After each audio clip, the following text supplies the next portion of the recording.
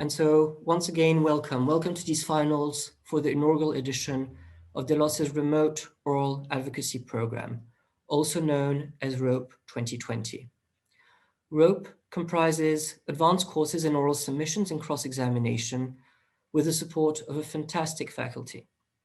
And we'll be offering ROAP next year in Asia. Applications are open on our website. We will also be offering ROAP in the EMEA region and in Latin America in Spanish. As GAR readers will know from their article last night, ROAP has a global steering committee presided by Reza Mohtashami QC, and he'll be saying a few words at the end of today's event. In delivering ROAP, we have been fortunate to have many supporting organizations, in particular expert firms Alvarez & Marsal and PwC, and leading translation provider Consortia. Thanks to them, we were able to offer participants highly subsidized course fees. Of these participants, we are proud today to feature the most skilled and persuasive ones on each course. They will be flying the flag for their cohort, which has been dedicated to the late Professor David Karen. And I will let our tribunal president tell you about him. But if I may, I would like to say a few words about our distinguished tribunal members. None of them require an introduction, and it is difficult to do them justice in just a few words. But if you allow me, we have with us today, as president, the Honorable Charles Brouwer. His career in the law, spanning over 5 decades, has combined extensive practice at the bar with distinguished public service, both in the US and internationally. For nearly 40 years, he has focused on public international law and international dispute resolution, both as counsel and as arbitrator. Since 1983, he has served continuously as a judge of the Iran-US Claims Tribunal. That service was interrupted for some months in 1987 by White House service as Deputy Special Counselor to President Reagan. He then resumed partnership in White & Case LLP from 1988 until joining 20 Essex Street in 2001. And since 2014, he has also served as a judge ad hoc at the International Court of Justice. Next, we have Wendy Miles QC. She is a specialist in international arbitration and dispute resolution with a focus on private and public international law. She has over 25 years of experience conducting arbitrations as counsel and arbitrator. Wendy also acts as global coordinating counsel to various major corporates in relation to climate change transition, disclosure, reporting, compliance, and investment. She regularly advises investors and states in respect of climate-related physical, transition, and litigation risk. And she works closely with a number of states in relation to climate transition regulatory structures to mobilize finance and formulate climate investment policy. We also have today with us Professor Stephan Schill. He is a professor of international and economic law and governance at the University of Amsterdam, and he specializes in international investment law and investor-state dispute settlement. He is admitted to the bar in Germany and New York. He is a member of the ICSID list of arbitrators, and he regularly acts as arbitrator in investor-state arbitrations. He also serves as co-editor-in-chief of the Journal of World Investment and Trade, and he is a general editor of ICA Publications and the Yearbook of Commercial Arbitration. This concludes my introductory remarks. Judge Brouwer, the floor is yours.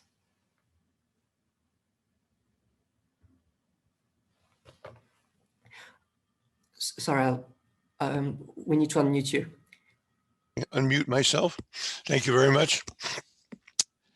I'm very happy that this competition is dedicated today to David Karen. I think it is widely known that he and I were, in the current vernacular, joined at the hip from the day he picked me up at Schiphol, the airport in Amsterdam, On the 31st of December, 1983, I arrived to take up my service just in time to attend a New Year's Eve party hosted by one of my colleagues. I had not chosen David. He had been chosen by my predecessor, Richard Mosk, but he had consulted me about the choice of David. It could not have been more perfect. And I've learned a lot from him all my life. Maybe he learned some things from me, but in any event, we were like, there's a American series of books for children known as the Bobbsey twins. So an expression, if you're the Bobbsey twins, yes, you're kind of like joined at the hip. He had a fantastic career after leaving me at the Max Planck Institute. He then practiced briefly while he was waiting in San Francisco, while he was waiting for his appointment to the faculty at Berkeley, of which he was a graduate. And he was possibly, I think, their most distinguished professor, certainly in international law, during the time he was there. And then he became the dean of the Poon School of Law at King's College, London. He followed me as president of the American Society of International Law. He followed me as chairman of the Institute for Transnational Arbitration. And we worked hard on getting him to follow me to The Hague. Well, we struck out twice, first time on the nomination for the International Court of Justice, second time for him coming to the Iran-United States Claims Tribunal, but it was 3 times lucky. And he actually succeeded me on the 2nd of December, 2015 as a titular member of the tribunal. Just to explain something that was said before, I'm continuing in a different capacity, which is cleaning up cases that I heard, but have not yet been finished. Not due to me, I may add. David, I will say 2 things. He was someone who I always remember that Abraham Lincoln, when he was just barely 23 years old, published an article in the Sangamo Journal. Sangamo is where he lived in Illinois, announcing his candidacy for a position in the state legislature. And he said this, it is said that every man has his particular ambition. If it be so, I can only say for myself that my ambition is to be found worthy by my fellow men by proving myself to be worthy of their esteem. That's the way David lived. And his untimely death at age 65 has led to many, many honors for him, of which this is a very significant one. Well, I thank you very much for learning a little bit about David. You might not have known, and I see you are all following today in his spirit of rising to the top of this competition. Thank you. And now I think I turn it over to Wendy to explain the structure of the cross-examination segment and invite the 4 people involved to get started. Wendy, you made it from court. I did make it from court, Charlie. Thank you, by the skin of my teeth. So sorry to all. As Charlie knows, I had an argument this morning, which just finished at 1:01. So welcome everybody. Also, now we're going straight into the first part of our 2-part production here, which is the cross-examination files. And I know a lot of the participants, in fact, have participated in the ROAP cross-examination competition, the inaugural competition. So you don't need me. You can probably teach me a lot more about it than I can do to introduce. But I would like to just make 3 points by way of introduction very quickly. The first is that the finalists, Trisha, Mitra, and Vanessa Moracchini, congratulations to you both for making this final. I'm secretly pleased, and will make it less secret, to see 2 women in this part of the final, not to mention the other part of the final. And our testifying experts, who are not part of the competition, although we do judge them at the end, Nikki and Vladimir Nefediev from PwC. So we're looking forward to hearing from you all. You are the main features of this first part of this afternoon. The second point I want to make is just in respect of the structure of this program. We'll have 50 minutes for each cross-examination, and both, it's a little bit artificial because to create equality of arms, we're suspending disbelief for a moment, and both counsel for both sides will be cross-examining the same witness. So we will have the claimant's witness cross-examined twice, so that it's completely even, just if people get confused on that. And that witness will, of course, be Mr. Sam Smith. So we will look forward to that. And the tribunal will be sitting as a tribunal, real, under our wonderful chairmanship of Judge Brouwer, and so we will be intervening if and as required as a tribunal. We have 15 minutes for our questions. They may come at the end, they may come during, to keep it as real as possible. So the third thing I wanted to say is just about cross-examination generally, and I just wanted to make the point that this is a skill that in international arbitration, particularly in very big cases, we get to practice not often enough. So this program is a wonderful and welcome addition to the learning tools out there, and a really important one. And I'm delighted that it had so many people registered in it, participated in it. I hope you all found it incredibly beneficial. And I hope you find today, watching the 2 best performers of the rounds demonstrate their skills, and learning a bit more also in the course of this final process as well. Practice, practice, practice is what we say about cross-examination. So in addition to practice, watch and learn. So I think without further ado, Judge Brouwer, we can proceed to do precisely that. Yes. Who begins? That would be me, Vanessa Moracchini. Okay. Welcome. Thank you very much. Just by way of introduction, my name is Vanessa Moracchini. I am an associate at 3 Crowns London office, where I work on both commercial and investment arbitration cases. And today I will be acting as counsel for respondent, the Republic of Clàudia, in these arbitration proceedings commenced by LearnFast UK. I will therefore be cross-examining claimant's expert, Mrs. Smith. Mr. Smith, where are you? I'm here. Okay. Please proceed. Thank you, Judge Baró. Good afternoon, Mrs. Smith. Before I begin, I'd be grateful if we could agree on some ground rules for the efficient conduct of this cross-examination. First, given that we only have 50 minutes, I'd be grateful if you could answer the questions in a succinct and on-point manner. As you will know, you have the opportunity to elaborate or develop your answers during your redirect examination. And second, you may be tempted to anticipate my questions.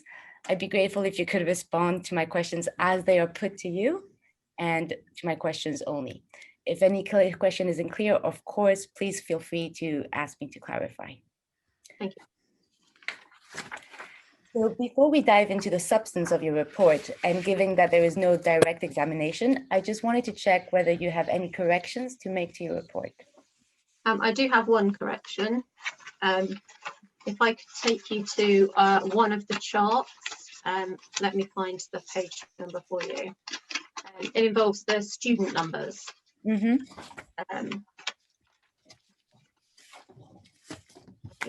Figure 1. On page 15. Yep. The scale on the vertical axis of that chart is unfortunately wrong, as it is in Appendix 2, which is also shown in. The shape of the chart is actually correct. It's just the scale on the vertical axis that's incorrect. Okay, the scale, understood. So we should refer to the numbers in Appendix 2. Correct, yes. Understood. Thank you. I do have a couple more questions regarding supporting materials in your report. So while your report does not contain any index of exhibits, I note that in paragraph 75, which is on page 21 of your report, you refer to appendixes 5 and 6 relating to the determination of the net present value of the Caton City project. You have not filed appendix 5 and 6, correct? Well, they are part of my report. They're listed in the list of appendices at the front, so I don't know why you don't have those. Okay, so you have produced. I have prepared the appendices, yes. But they are not in the record that respondent currently has. Okay, I don't know why that is. I have prepared them. We'll check with the opposing counsel then. And could we please now turn to your executive summary for another general question, which is on page 8.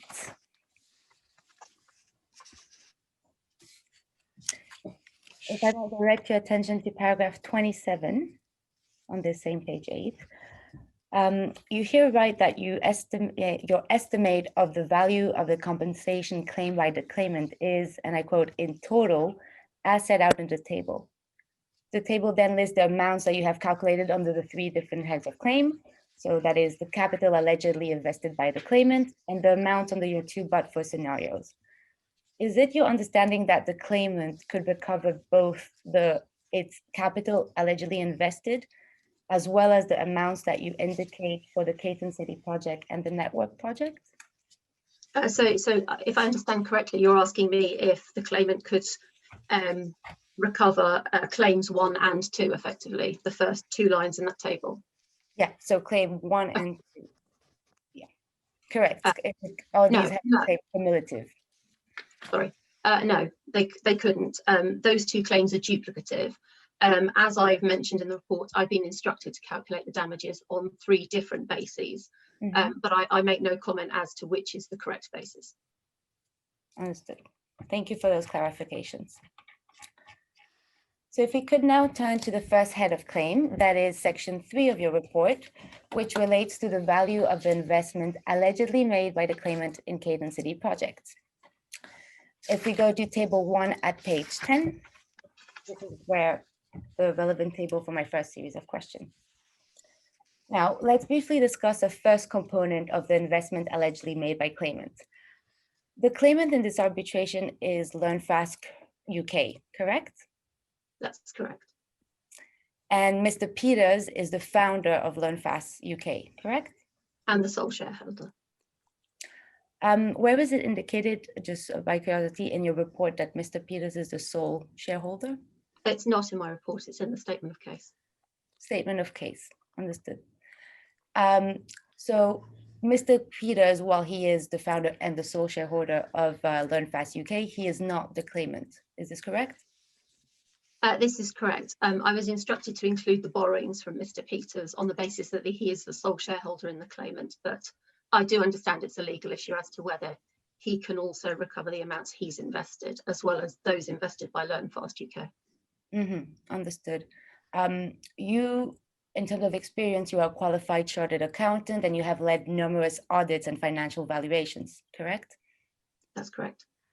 And in your experience in these types of financial, in the previous evaluations that you have made, the shareholder of a company and the company in them itself were considered as 2 different entities, were they not? I'm not aware this issue has arisen in a previous case I've done where a shareholder and the company as a shareholder in are both lenders. But yes, I do understand they're different. That the entity is separate from the shareholder, yes. So in table 1, when you included around 15,000 of borrowings from Mr. Peters, this was solely on the instructions given to you. Yes, that's correct. So would it be reasonable for other experts, such as respondents expert, to exclude the borrowings from Mr. Peters when attempting to calculate the investments made by the claimant in the arbitration, in the project, sorry? Well, as I said, I think it's a legal issue whether the claimant, whether Mr. Peters is also entitled to recover his investment in this arbitration. Okay, understood, thank you. Let's discuss now another component of your quantification of the investment allegedly made by the claimant. In the same table 1 of your report, you estimate the total value of claimant's investment to be 1.2 million. Out of those $1.2 million, nearly 0.8 million, in other words, more than 60%, are based on a loan by LearnFast UK to its subsidiary, LearnFast Clàudia, correct? Yes, that's right. And the amount included in this table 1, as you indicated in footnote 14, come from LearnFast Clàudia's 2005 audited financial statements, correct? Well, they come from LearnFast Clàudia's financial statements, but I've also verified them to LearnFast UK's financial statements. Yep, I'll ask you a series of questions about that in a moment. For the time being, my question regards LearnFast Clàudia's financial statement. As you note yourself in paragraph 34, LearnFast Clàudia's financial statements were partially qualified. So this means that independent auditors considered that the evidence provided to them were insufficient to confirm 0.5 million borrowings from LearnFast UK to LearnFast Clàudia. Is this correct? Yes, that's what the qualification says. Okay. Given that 0.5 million out of the 0.8 could not be substantiated by those independent auditors, shouldn't that amount not be included in the total amount allegedly invested by claimant? No, I don't agree. Mm-hmm. And the qualification, if I could take you to the text of the qualification, which is extracted in my appendix 1. Yeah.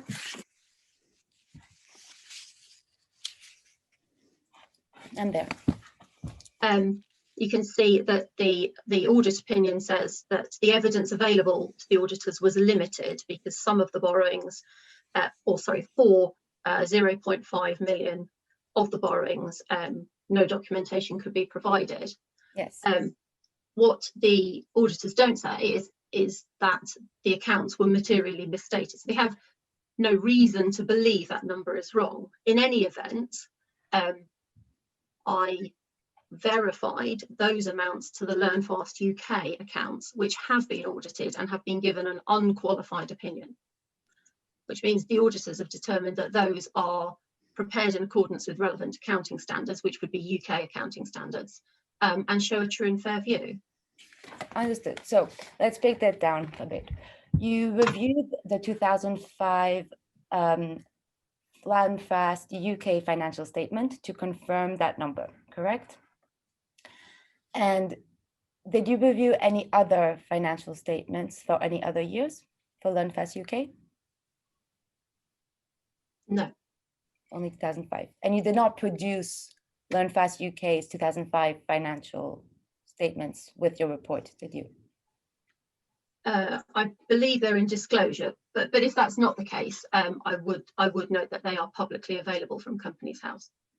And so presumably other financial statements from other years of LearnFast UK would also be available for you, to you?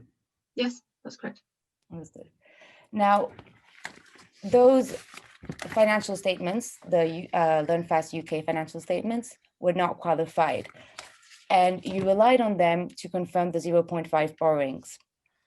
Presumably, the auditors who reviewed the subsidiary's financial statement would have done the same thing, that is, verifying with these publicly available financial statements those numbers. Sorry, are you asking if the LearnFast Clàudia auditors would have checked this number? Yes. To the LearnFast UK accounts? Well, the LearnFast Clàudia auditors would have had access to LearnFast Clàudia's books and records at the time of the audit. Mm-hmm. So, you know, the financial statements are a summary of what's in the underlying books and records. They're just essentially a summary of the balance sheet position at the end of the year, but they would have had access to other information, such as the accounting system, which they could have looked at. And that's not available to me now. So I mentioned in my report, I have asked for the books and records of LearnFast Clàudia, but the liquidators have not provided those to me.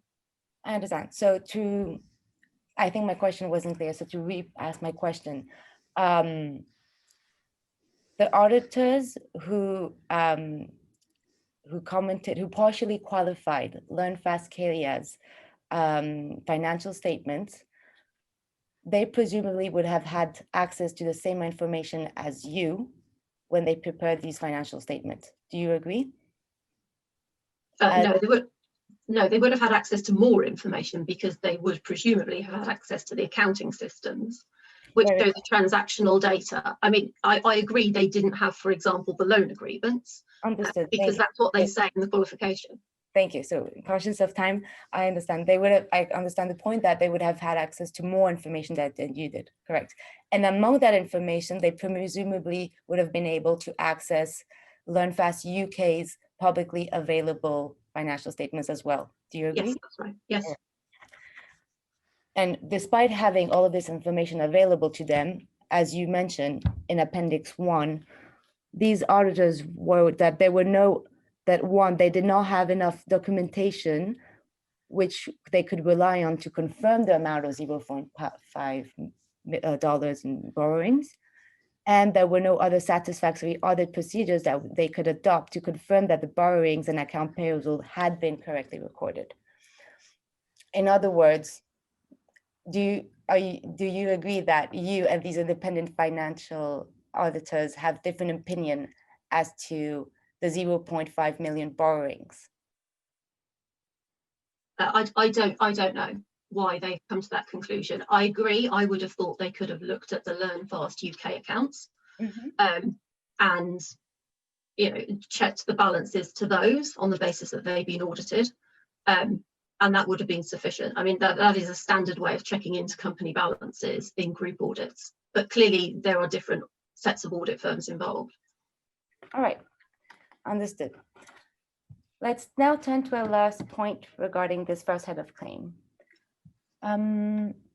So you relied on the 2005 audited financial statement.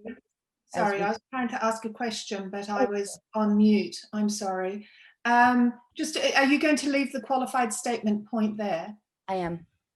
Could I just ask the witness a question on the qualified statement, if you don't mind? Yes, and just, could I just please ask Ms. Smith, did you ask for any accounting information underlying the LearnFast UK audited accounts? No, I did not. Okay, thank you. Thank you, Ms. Smalt. Ms. Smith, if you could now turn to the last point regarding this head of claim. In paragraph 30 of your report, which is on page 9, you explain that the audited 2005 financial statements of LearnFast Clàudia provides the, and I quote, the best basis for assessing the actual levels of expenses incurred by LearnFast on the Caton City project. Do you see that? Yes, I do. However, the audited financial statements do not provide any information as to how the monies received by LearnFast Clàudia were actually spent. Is this correct? That's not completely correct. So the LearnFast Clàudia accounts contain a cash flow statement and a balance sheet in addition to the income statement, and they show some information as to how the money was spent. So for example, the balance sheet shows fixed assets that were purchased with the capital invested by LearnFast UK, and the cash flow statement aggregates different types of expenses, so financing, operating expenses. So there is some information available about how the investment was spent. Okay, thank you. Just conscious of time, I believe you answered my question that it provided some information. Throughout your report and your annexes, you have not provided any information detailing how this amount allegedly invested was spent though. Is this correct? No, and all we have is the aggregate information that's in the financial statement. So as I mentioned previously, the financial statements are an aggregation of all of the underlying transactions in the year. And we don't have the transactional information because that's with the liquidators, and neither LearnFast UK nor myself have been able to access that. Understood. So based on the information available to you, you are not able to discriminate in your analysis how the monies were spent. Is this correct? That's correct. Well, only at a very high level, in that I can say a certain amount was spent on purchasing, for example, tables, chairs, fixtures and fittings. Mm-hmm. So let's assume if for the inauguration of LearnFast Clàudia, they had thrown a big party and they spent a lavish $200,000 on that party, would you be able to discriminate the $2,000 among the 1.2 million invested? No, not from the aggregated financial statements. Okay, thank you. May I ask a question here, Ms. Smith? Why is it that the liquidator is not making the information available? I'm not aware. Okay. All right, thank you. Proceed. Thank you, Mr. Brawler, Judge Brawler.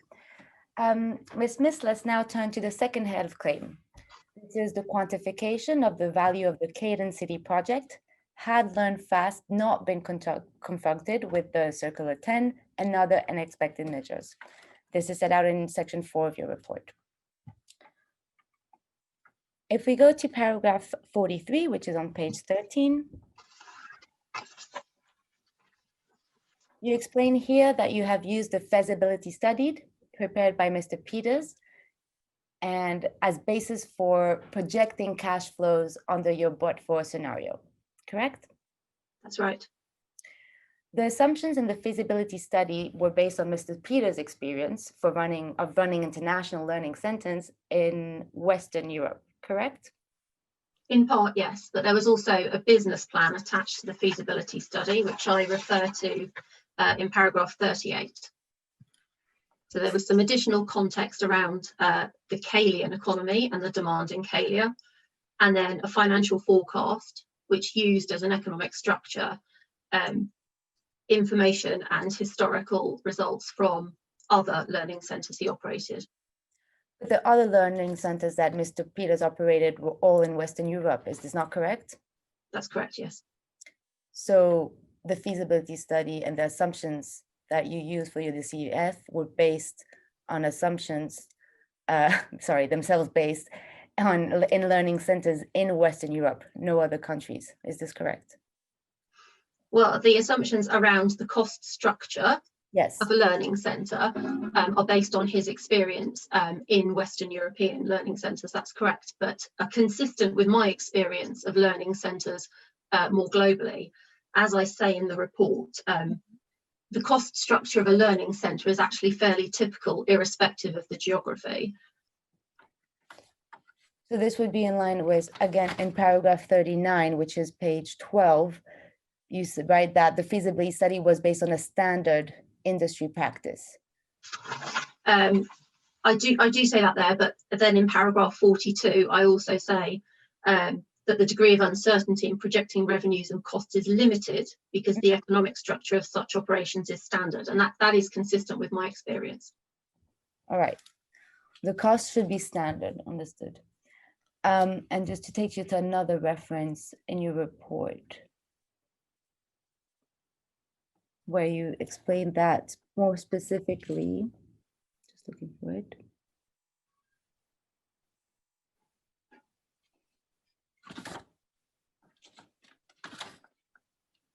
All right. Well, in different moments of your report in this section, including, for example, paragraph 41, you explain that the gross profit margin of around 80%, that would be consistent, that 80% would be the gross profit margin that usually occurs in UK and Western Europe, and that you have used in the feasibility study. Well, Mr. Peters has used in the feasibility study a similar gross profit margin of 82% for his learning center in Clàudia, correct? So we have used the same gross profit margin. Yes, and that's exactly what I mean by the economic structure of the operations being standard. There are relatively few direct costs involved in running a learning centre, and they are largely they're direct costs for the most part, that vary in line with student numbers and revenue. All right, we'll talk about the direct cost in a minute. Just to finish my line of questions regarding the basis use. So we agree that the assumptions were based on Mr. Peter's experience in Western Europe, and the Republic of Clàudia, as you note yourself in paragraph 10 of your report, has an annual GDP growth of 10%, had an annual GDP growth of 10% between 1990 and 2000, and is therefore an emerging country, correct? It is an emerging country, yes. And you consider that running an international learning center in Western Europe is comparable to running an international learning center in an emerging country, correct? As I've said, the economic structure of such operations is standard. So I'm not saying that the costs are the same, that dollar for dollar, if you like, the costs would be the same, but the relationship between revenue and costs is pretty, it was relatively stable across geographies in my experience. And I have experience of other developing countries, not Clàudia, it's true. Mm-hmm. So have you made any specific adjustments for the fact that to the feasibility study in your assumptions to DCF, because on the basis that this learning center was going to be in Clàudia and not in a Western Europe country? I made an adjustment to the discount rate. And also I have reflected the variability of revenues and costs in my low case scenario, although that's not specifically related to the fact it's in Clàudia. All right, let's now turn to the cost assumptions then. One of the main issues encountered by the claimant were that the actual costs were much higher than the projected costs, correct? Are you talking about the direct costs? Or... Yes, I'm talking about the direct costs. Yes, that's right.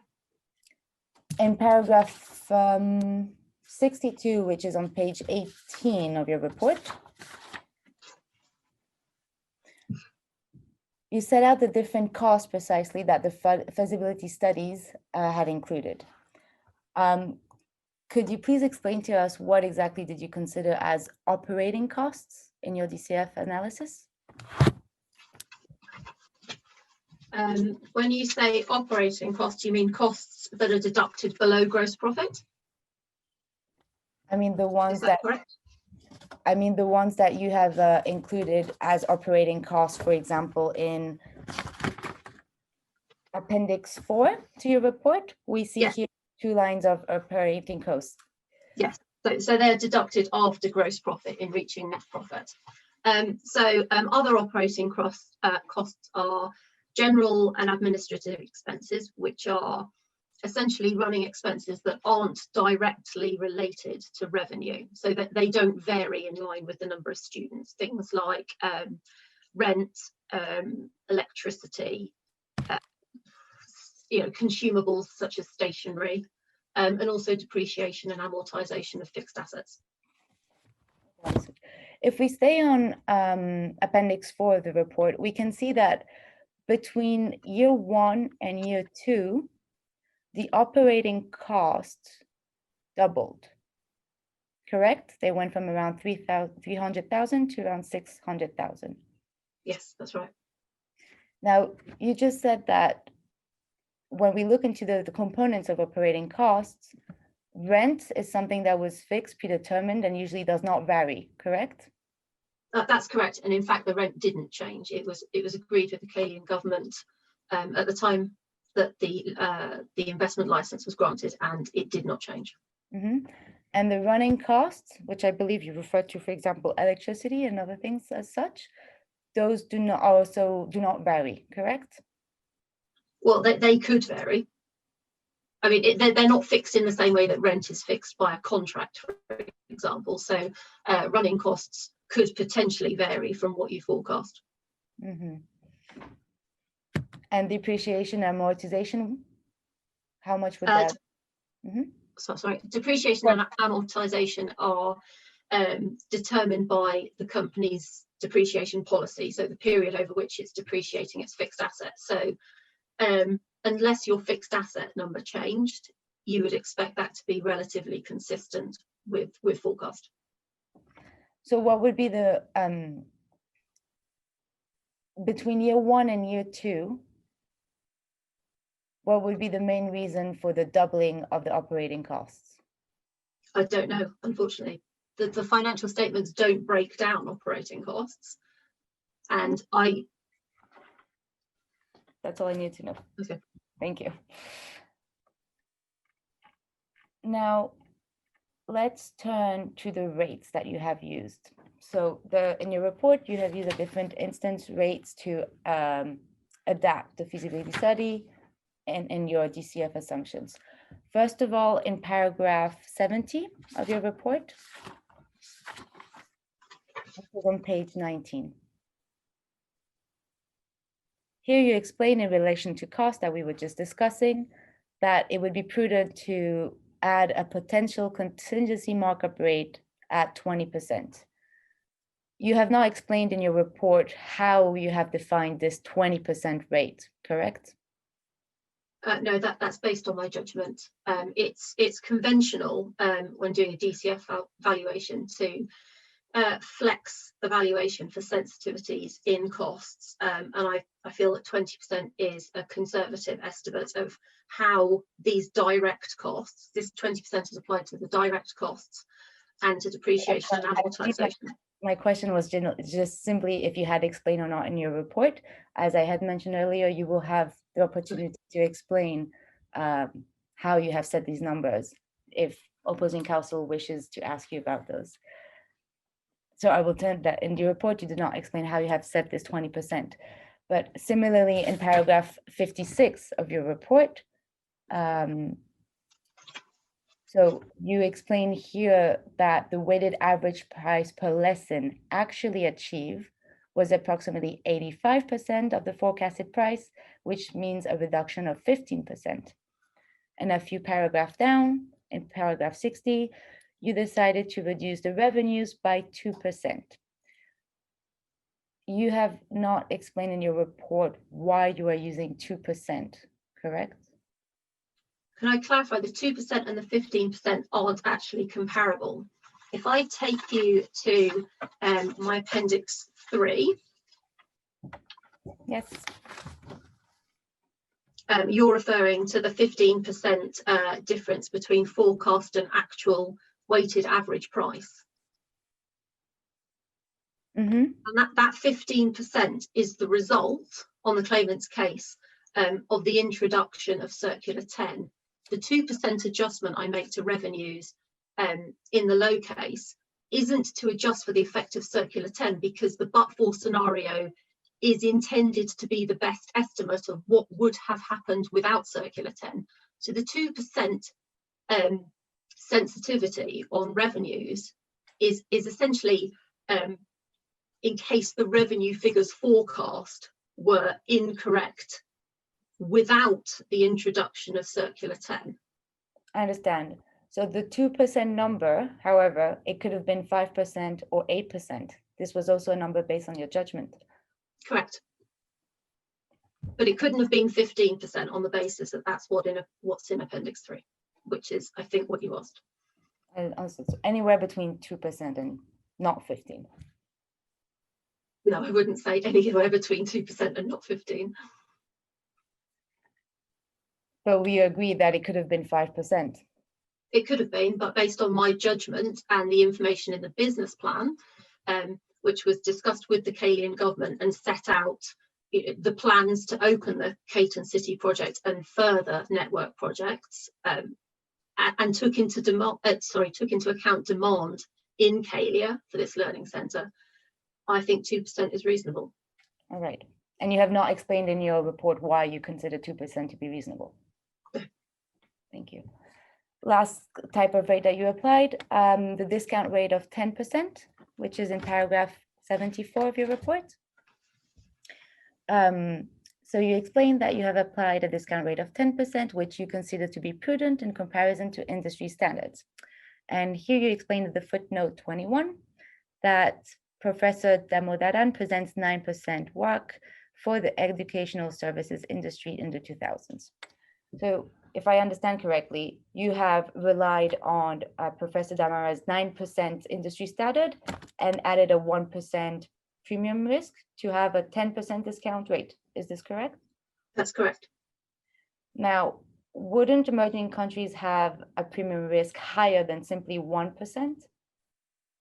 Well, Professor Damodaran's average weighted cost of capital is exactly that for the educational services industry. And it's correct to say that that is heavily weighted towards operators in developed countries, because it takes as its base listed companies. And of course, there are many more in countries with established exchanges. The capital structure of the Caton City project is pretty similar to the average capital structure of educational services industry participants.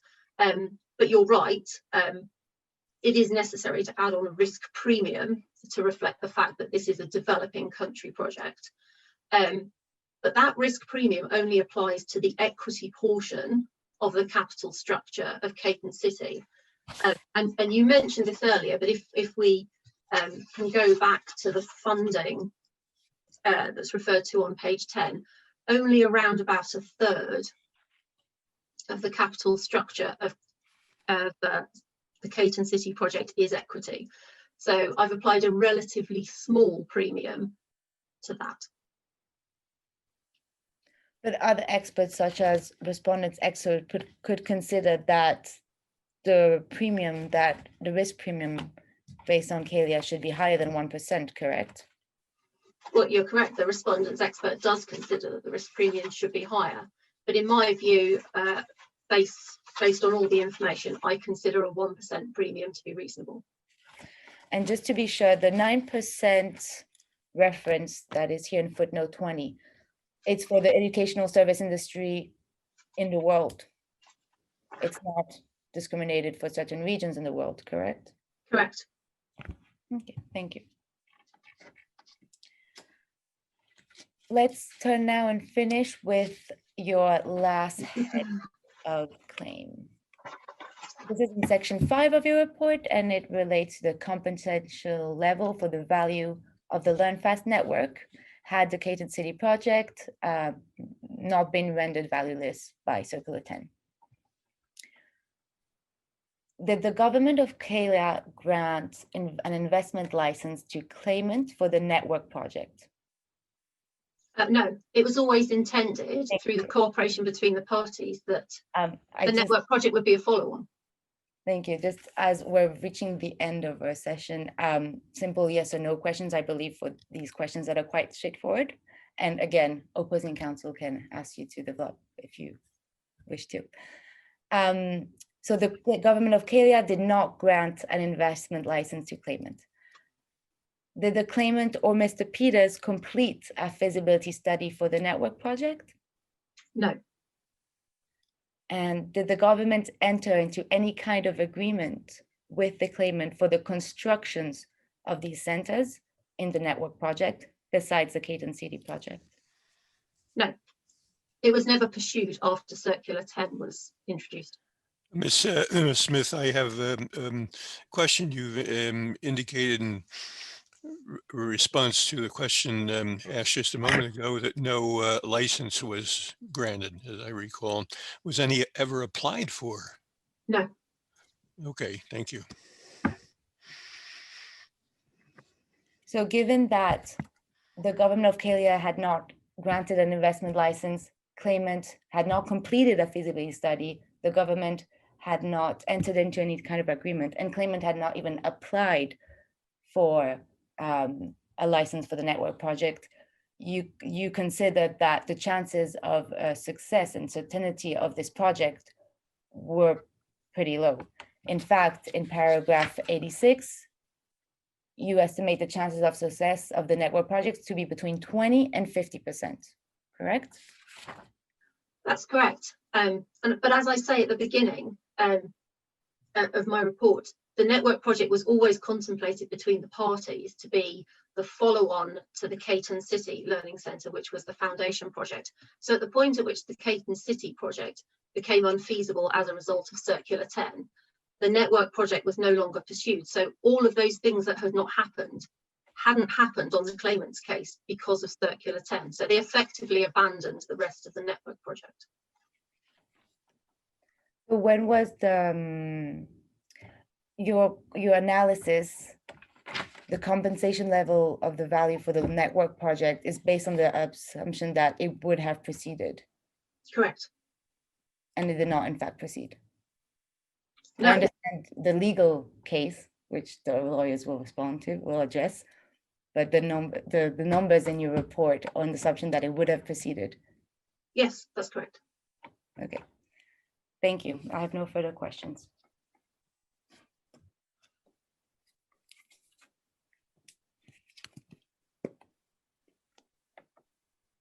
Speaker, Charlie.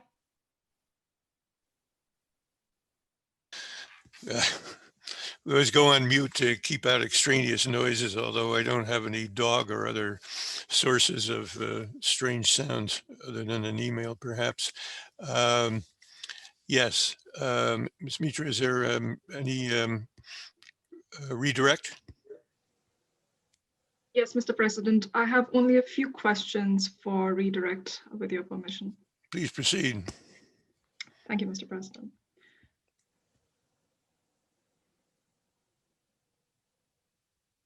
Ms. Smith,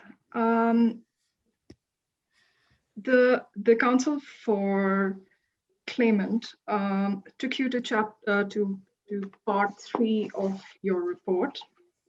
So perhaps we could go there. And she asked you a series of questions on the documents that would have been available to the auditors of LearnFast Camilla while they were preparing the audited financial statements, which are at Appendix 1 of your report. Perhaps, can I take you to paragraph 35 of your report, which is at page 10? And could you please explain to the tribunal that, in your opinion, the fact that not all documents were available to the auditors, whether that is expected in countries like Camilla or not? A leading question. Well, go ahead and answer the question. As I mentioned previously, I do have experience in developing countries, although not Camilla. And in my experience in developed countries where governance standards aren't perhaps as robust as they are in some developed countries, it is not uncommon for information to not be available to auditors, or for documents not to be retained for as long a period, for example. Right. Thank you, Ms. Smith. The counsel for claimant also asked you a question about what was the purpose of the funds that LearnFast UK had transferred to LearnFast Camilla. And in your experience, if this funds had been spent on a party, for example, would the auditors at the time have flagged it as such in their report? No, they wouldn't have. Okay.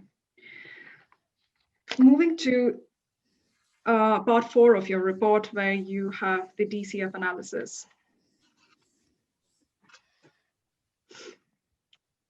The counsel for claimant took you to Appendix 4 of your report and led a series of discussions on the operating costs and more specifically the direct operating costs. But Ms. Smith, could you perhaps explain to this tribunal what was the gross profit margin of the Gate and City project versus what was projected in the feasibility study? Certainly. In Appendix 4, which you've just referred to, you can see that the projected gross margin for the Gate and City project was between around 82 and 90%. And for the first full 3 years of operation, it was actually between 31 and 45%. And the gross profit is the figure most heavily impacted by Circular 10. So as a result of Circular 10, the Gate and City project had to operate a local curriculum rather than an international curriculum. And that had the effect on the weighted average revenue per lesson that's set out in Appendix 3. In addition, the material costs were higher, and those are a direct cost. So, you know, for the increased lessons, for each lesson, the cost was higher because the materials had to be amended and reprinted. In addition, and more significantly, the local Kalian rules required a higher teacher to student ratio. So for every student, there was a higher payroll cost associated. This impacted on the gross profit margin, which is essentially the funds available to cover your fixed costs such as rent. That's right. Thank you. The Council for Claimant also took you to paragraph 71 of your report, and this is at page 19. And you were there explaining your 20% markup. But I believe you were interrupted. Would you like to explain your choice of 20% markup? Yes, I was saying 20% in my view is conservative. I've applied that to the direct cost, the principal amount of which is essentially material and payroll. So you would expect the relationship between that and revenue to be reasonably consistent. Similarly, depreciation and amortization, as I previously indicated, is determined by fixed assets. And you wouldn't expect your fixed asset number to vary by 20% because at the outset, LearnFast had a good idea of what they would need to purchase to furnish the schools. Tables, chairs, fixtures and fittings, for example. So I think 20% is conservative. I think it's unlikely it would actually vary by that much. Thank you very much. Mr. President, members of the tribunal, I have no further questions. All right, are we, Ms. Moracchini, are you finished or did you have any recross to ask? I have one recross with your permission. Mrs. Smith mentioned in answering one of the redirect questions that, well, she referred to updating materials for the curriculum as one of the reasons why the actual cost varied from the projected cost. Mrs. Smith, would you agree that the materials that had to be redone, updated, so going from the International Learning Center materials to the curriculum to meet the Kalian standards, that update would presumably have been done before the centers opened, correct? No, that's not correct. The centre was anticipated to open as an international learning centre, which was running an international curriculum. And with the change to Circular 10, it effectively had to teach a different local curriculum. So my question was, whether we agreed that the materials would have been updated before the school opened? Oh, I see. Yes. Yes, they would have been. But that cost would not have been incurred in the but-for scenario.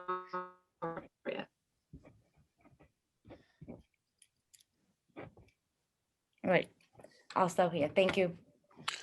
You do either of my colleagues have questions? I think I saw that Ms. Miles had a question to ask, and I see Professor Schill. Well, let's go ladies first. I had two questions, just on the 20% markup, Ms. Smith, paragraph 71, there would be an increase in costs against the feasibility study had the number of students increased. Is that right? Yes, that's correct. And so your 20% markup, does that take into account the actual student numbers? No, it doesn't. The 20%, apologies, the 20% is on the but-for scenario. So in the situation where the student numbers and the student mix and the curriculum was as anticipated in the feasibility study. Right. So in the but-for, you're assuming lower numbers based on the feasibility study compared to the actual, which is much higher student numbers. Yes, that's correct. And in the actual, the much higher direct costs would, at least in part, be due just to the numbers, increase number, more students, more cost. In part, they would have been, yes. Okay.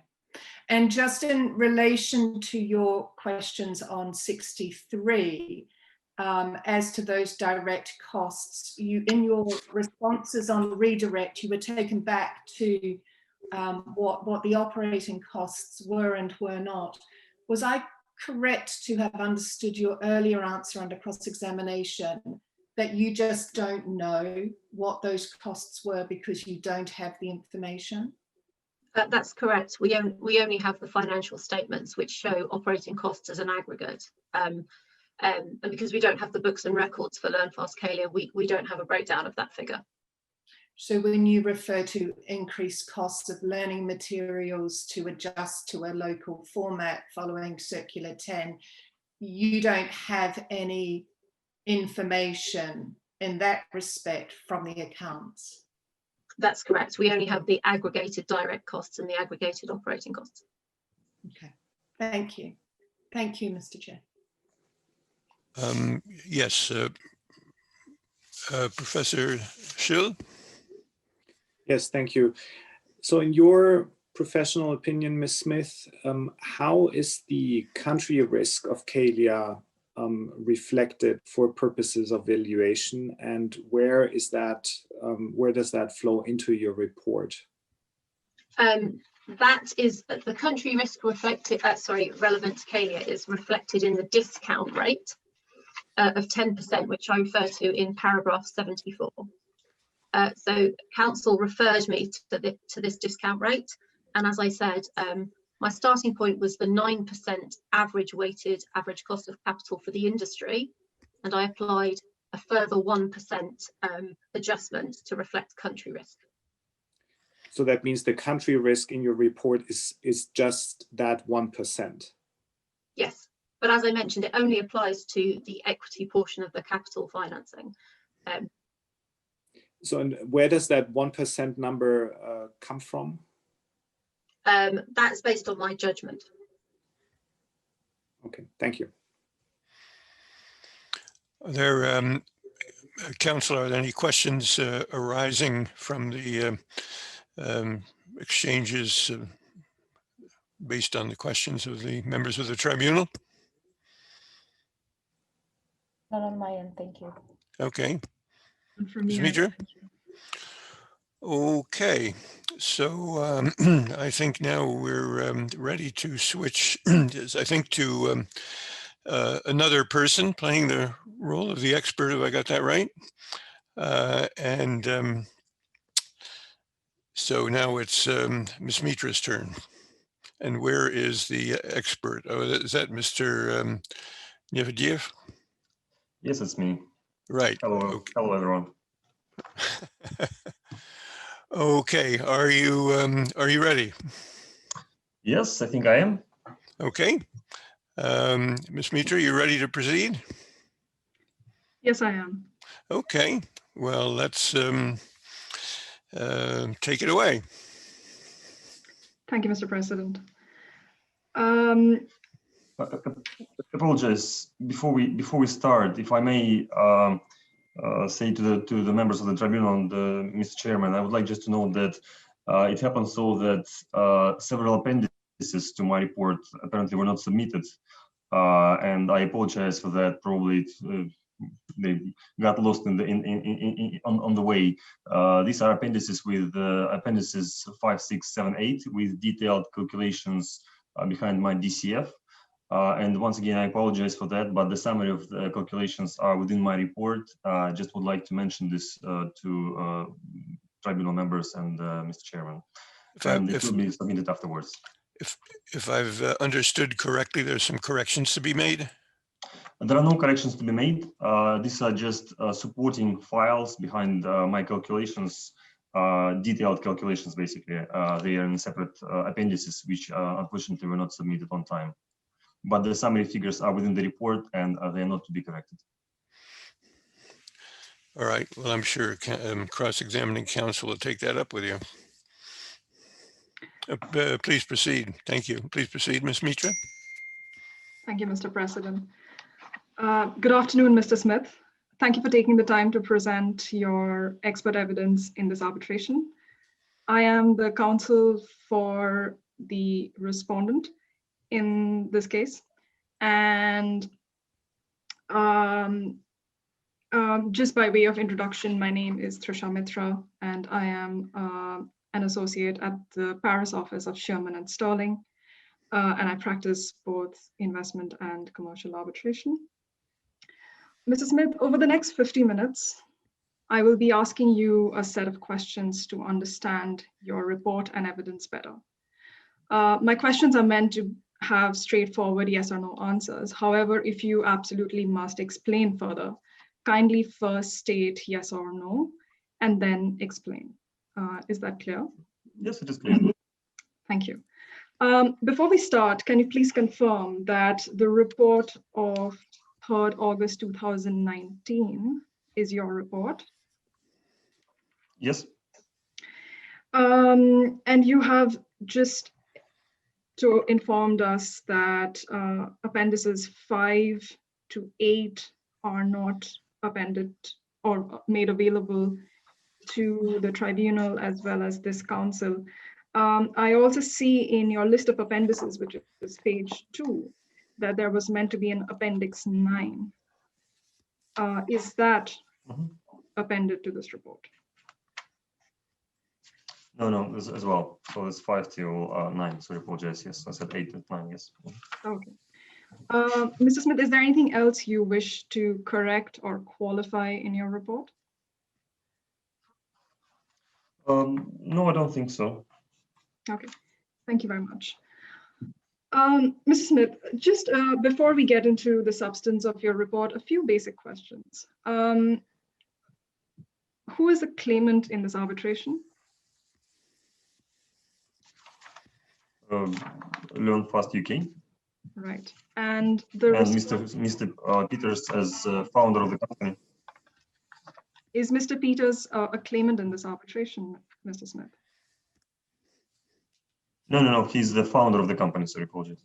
Okay, I would request you, Mr. Smith, to answer my questions as I put it, and listen carefully to exactly the kind of questions that I'm asking.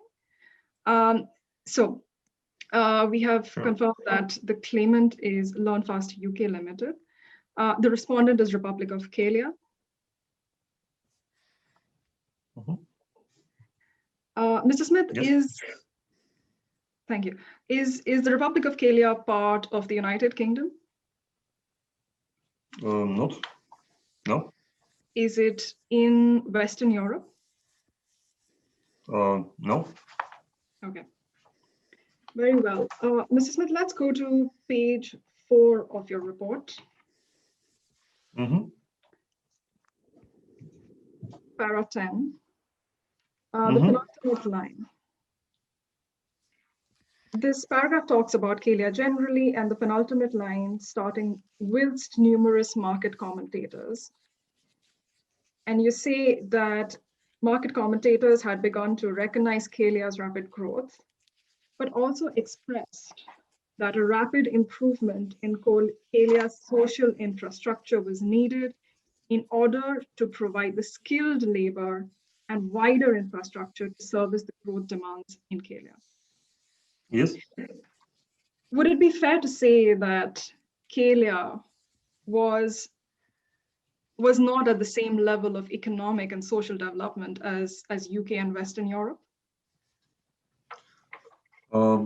It depends on when and what moment of time. We are talking about the period of 2000, and we're comparing Kalia's social and economic factors, which included a need for skilled labor, infrastructure, improvement in social infrastructure, with UK and Western Europe in 2000, which was 2 decades ago. In 2000, these were two different stories here. 2 different stories.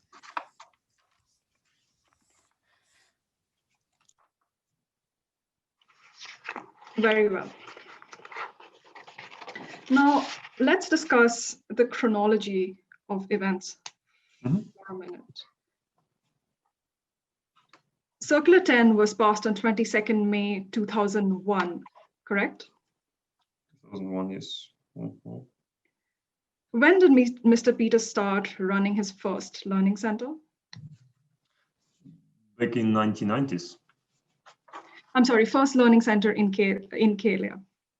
Well, it started in 2000. They started negotiations. When did the first learning center start, Mr. Smith?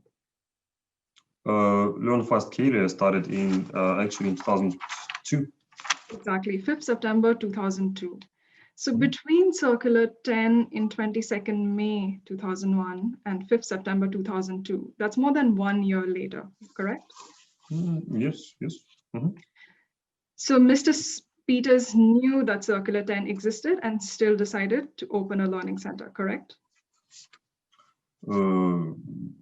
Yes. Correct. Mr. Smith, let's go to page 5 of your report, para 11. Over here, we see a quote from the president of United Global Bank. Yes. United Global Bank is the largest investment bank in the world and one of the largest investors in Kalia in the 90s and the 20s, which is the relevant time period that we are considering. And I'm quoting what the extract that you have got from the president's speech, which says Kalia was one of the key growth markets for our business. Its location and investment incentive means it's a hugely attractive opportunity. We, like so many others, are continually increasing our presence here. Mr. Smith, if we look at footnote 8 at the bottom of the same page, when did the president of United Global Bank make this statement? June 2001. So about a month after Circular 10 had been issued, correct? Right. Mr. Smith, when did the Caton City project become bankrupt? In 2006. 19th June 2006. How many years is that after Circular 10? 5 years. 5 years. So, Mr. Smith, what we have here is the fact that the Learning Center became bankrupt 5 years after Circular 10. In your report, do you assess the reasons that the claimant incurred losses and went bankrupt in 2006?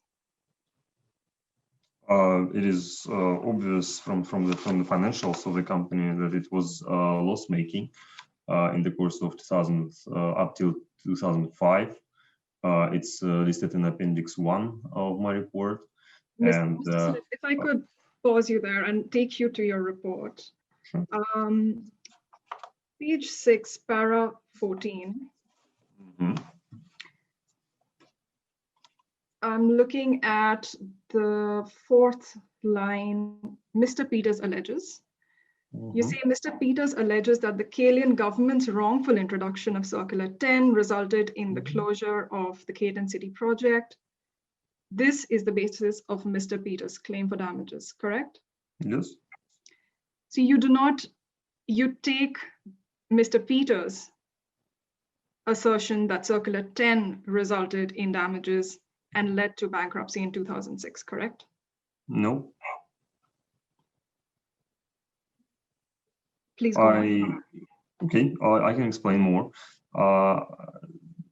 The Circle 10 impacted negatively on the project itself because initially the project itself, the Caden City project, was supposed to be an international learning center with entirely different economics and entirely different strategy in place. And when Circle 10 was introduced by the Kalian government, it changed all economics of the project from bottom up, almost bottom up, if I may use this word, and significantly impacted in a negative manner on financials of the center. So it became a local school rather than international learning center. And ultimately, although Mr. Peters... Mr. Smith, my question was, sorry to interrupt you there, but my question was very simply, is your report based on the fact that Circular 10 was the reason for the losses to the claimant? Circle 10 ultimately, yes, impacted. Right.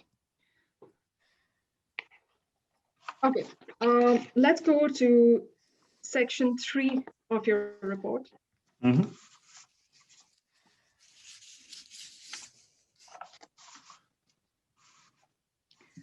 Section 3, you calculate the compensation value for investments made by LearnFast in the Caden City project, correct? Yes. Right. Let's go to page 11 of your report. I'm looking at summary 1, which is in a box after paragraph 36 on page 11. Your summary says, audited financial statements indicate that the claimant had invested 1.2 million before the LearnFast Caden City Learning Center closed, and LearnFast subsidiary in Kalia had to file for bankruptcy and company liquidation in July 2006. Based on the information that is currently available in this matter, in my opinion, this amount represents the claimant's lost investment. So the first thing is that you are calculating the claimant's investment, who you confirmed is LearnFast UK, correct? Yes. All right. Second, you're assessing the claimant's investment as of July 2006, correct? No, I assess claimants' investments. Oh, yeah, sorry, apologize. Investments made at the end of 2005, which is disclosed in the financial statements 2005 at the end of the period, which was the latest available information for me and the most reliable source of information, because I didn't get access to detailed books and records of LearnFast Kalia.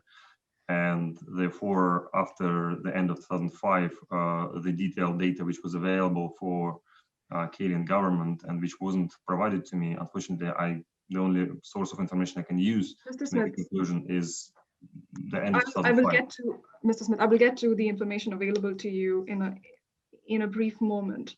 But I take your point that what you have said is that you have used the 2005 financial statements because that was the last available source of information. Correct. And yet your summary says that the claimant had invested 1.2 million and that remains the case as of July 2006 when the claimant went into bankruptcy. Correct.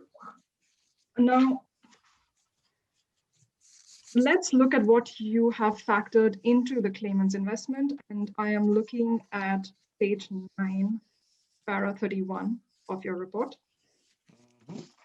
There are two things in your calculation. First is capital contribution made by LearnFast Kalia. What is the second part of your calculation, Mr. Smith? Various loans. Could you please read out the entire sentence, starting from various loans? Whereas loans which were made by LearnFast to LearnFast Clàudia, but which were never repaid by LearnFast Clàudia. Right, so loans made by LearnFast to Clàudia, which were never repaid.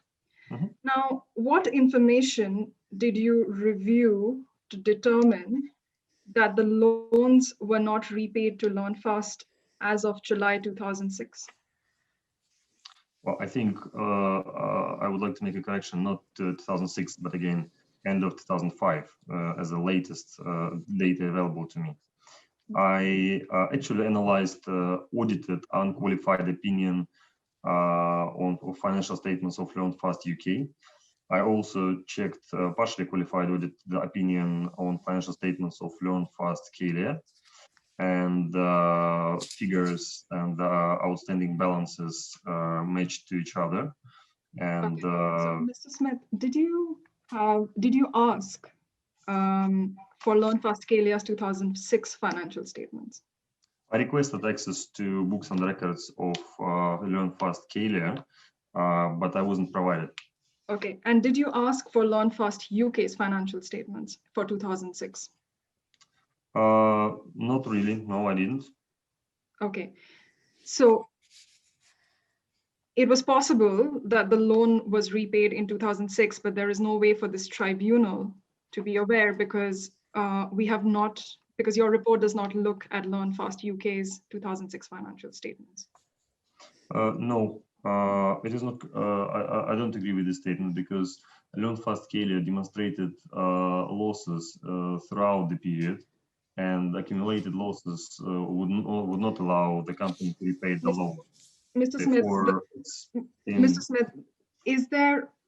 My question is: have you asked for financial statements to verify whether the LearnFast Clàudia had repaid the loan, which you say was remained unpaid? Have you checked that fact as of 2006 by asking for LearnFast UK's 2006 statements? No, because the company was liquidated, and obviously that it wouldn't be able to repay.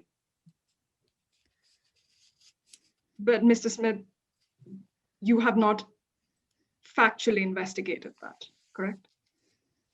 I checked it on audited financial statements for 2005, and there were no audited financial. There were no financial statements for 2006 at the date of liquidation of the company. Mr. Smith, are you aware that did you have any difficulties getting LearnFast UK's financial statements?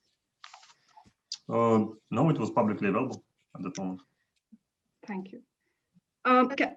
Ask a point of clarification, Mr. Smith. Did I just hear you say that the loan wasn't repaid because LearnFast UK was operating at a loss, or did you mean LearnFast Clàudia? LearnFast Clàudia. Okay, thank you. I'm sorry, just to follow that on, and it may be wholly irrelevant, but what was the position of LearnFast UK? Do you know?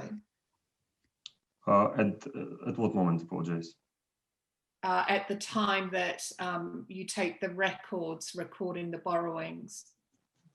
LearnFast UK was profitable. It was a profitable business. Thanks.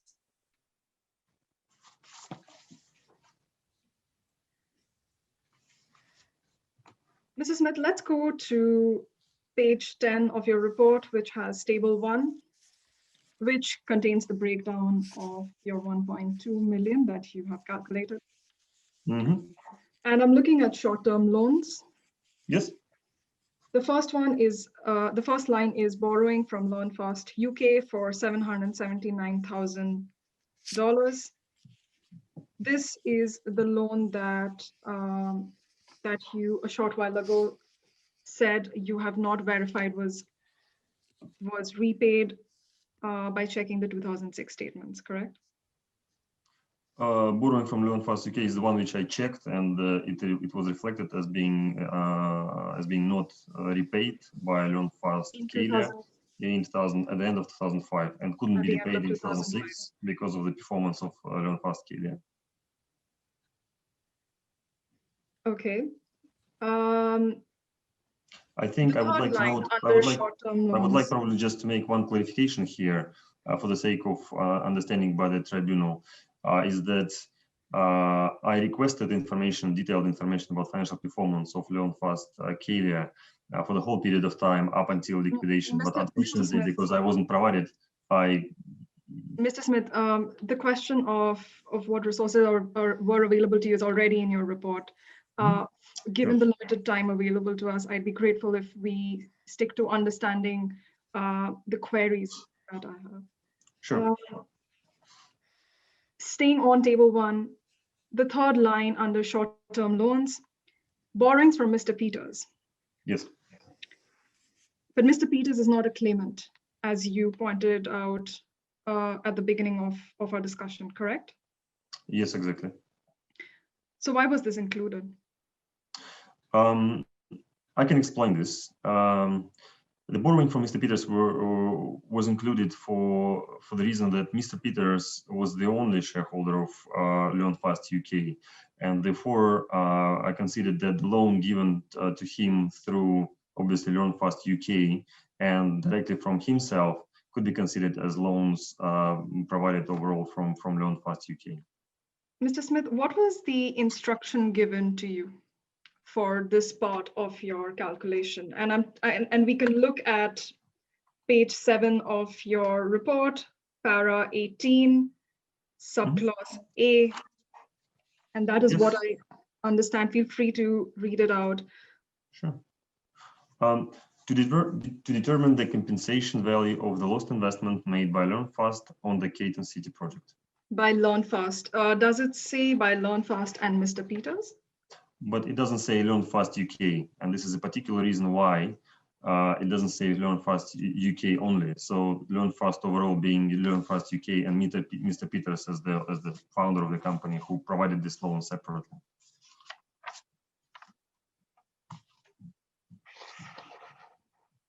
Mr. Smith, do I understand that what you're explaining is that LearnFast is the same as its shareholders or its founders? No, I don't mean this. I mean, when if you read the instructions to determine the compensation value for the lost investment made by LearnFast, I consider this to be LearnFast UK and its shareholder, Mr. Peters. And I think it's overall investments made to this project. Okay. So according to you, Mr. Smith, you say LearnFast is both LearnFast UK and Mr. Peters. Can we go to page 3 of your report? Mm-hmm. Paragraph 1, the first paragraph of your report. Sure. Fair Forensics Partnership has been asked by LearnFast UK Limited brackets LearnFast or the claimant. Yeah. That is how LearnFast is defined. This does not say LearnFast UK and Mr. Peters is equal to LearnFast, correct? Yes, and this is my clarification right now for the tribunal. So for the sake of understanding, that's the reason why this borrowing was included as part of my calculations. Okay, so Mr. Smith, what I understand is that you are now telling this tribunal that it is possible that when you say LearnFast, and this applies throughout your report, is it that LearnFast also possibly includes finances involving Mr. Peters and not just LearnFast UK?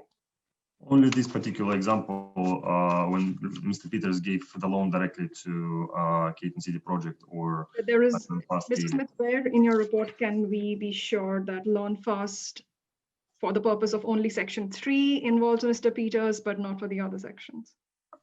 Only in this section, it's only here. It's never else in the report. But have you explained that anywhere in your report, this qualification you're making or the distinction you're making? No, it's obvious from this particular table, which you just referred to. In table 1, I entirely and very precisely explain borrowing from Mr. Peters as a separate line item, and it's transparently reflect that I consider very well, Mr. Smith. Let's move to section 4 of your report. you have conducted a DCF valuation of Caton City projects damages in section 4, correct? Mhm. Now, you start, and I'm looking at page 12, you describe your financial scenario for the Caton City project, but for Circular 10, right? Mhm. Yes. But your but for scenario is speculative, one can say, correct? No, why? I think Mr. Smith, let's go to page 19 of your report. Para 72. yes.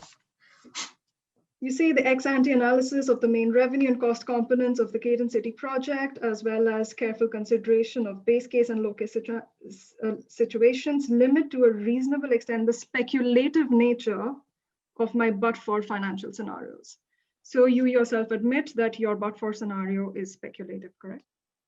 No, I would like maybe to apologize for the tribunal for the use of word speculative, because I think speculative was used here in a way that ultimately the whole concept was changed, and to a certain extent speculation can be considered as the feasibility study itself, but Mr. Smith, the word you have used is speculative at paragraph 72 for your but-for scenario, correct?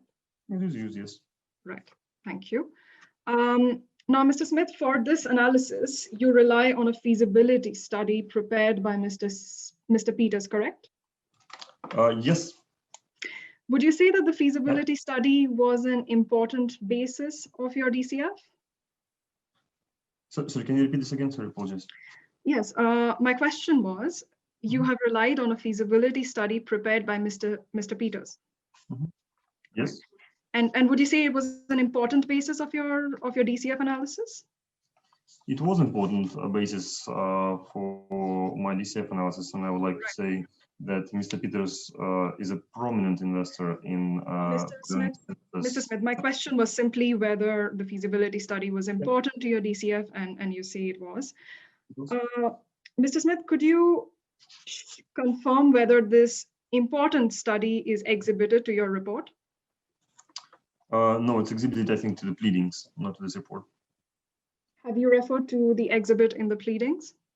Not really. It's part of the legal pleadings, yep. Very well. Mr. Smith, the feasibility study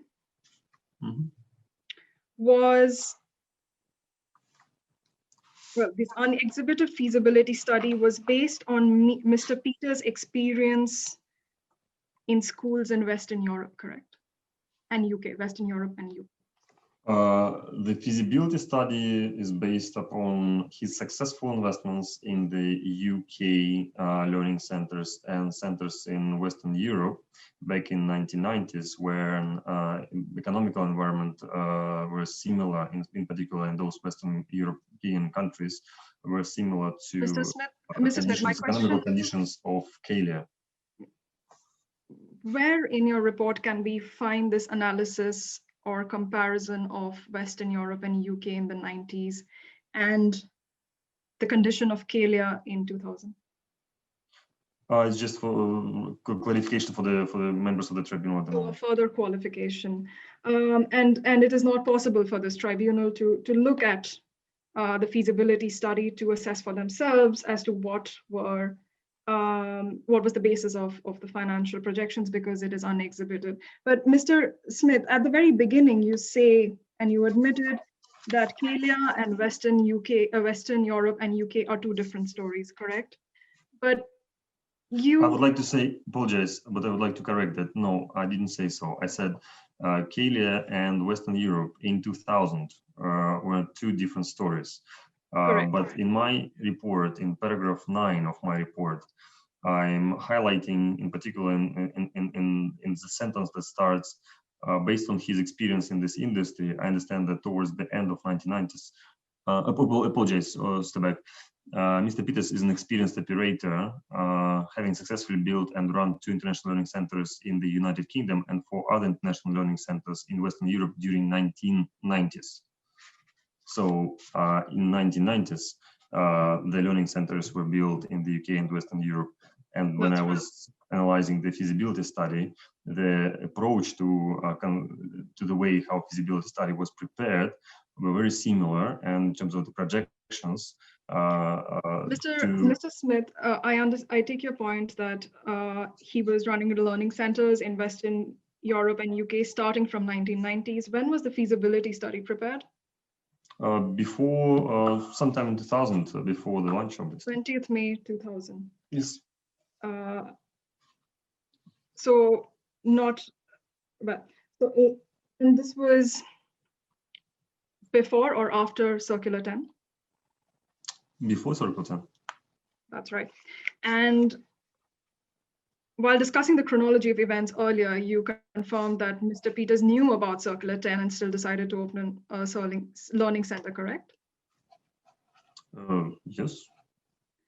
So you have relied on a feasibility study that has not been updated to reflect the conditions under which the learning center opened in 2002, correct? So can you repeat this again? Apologies. So you have relied on a feasibility study.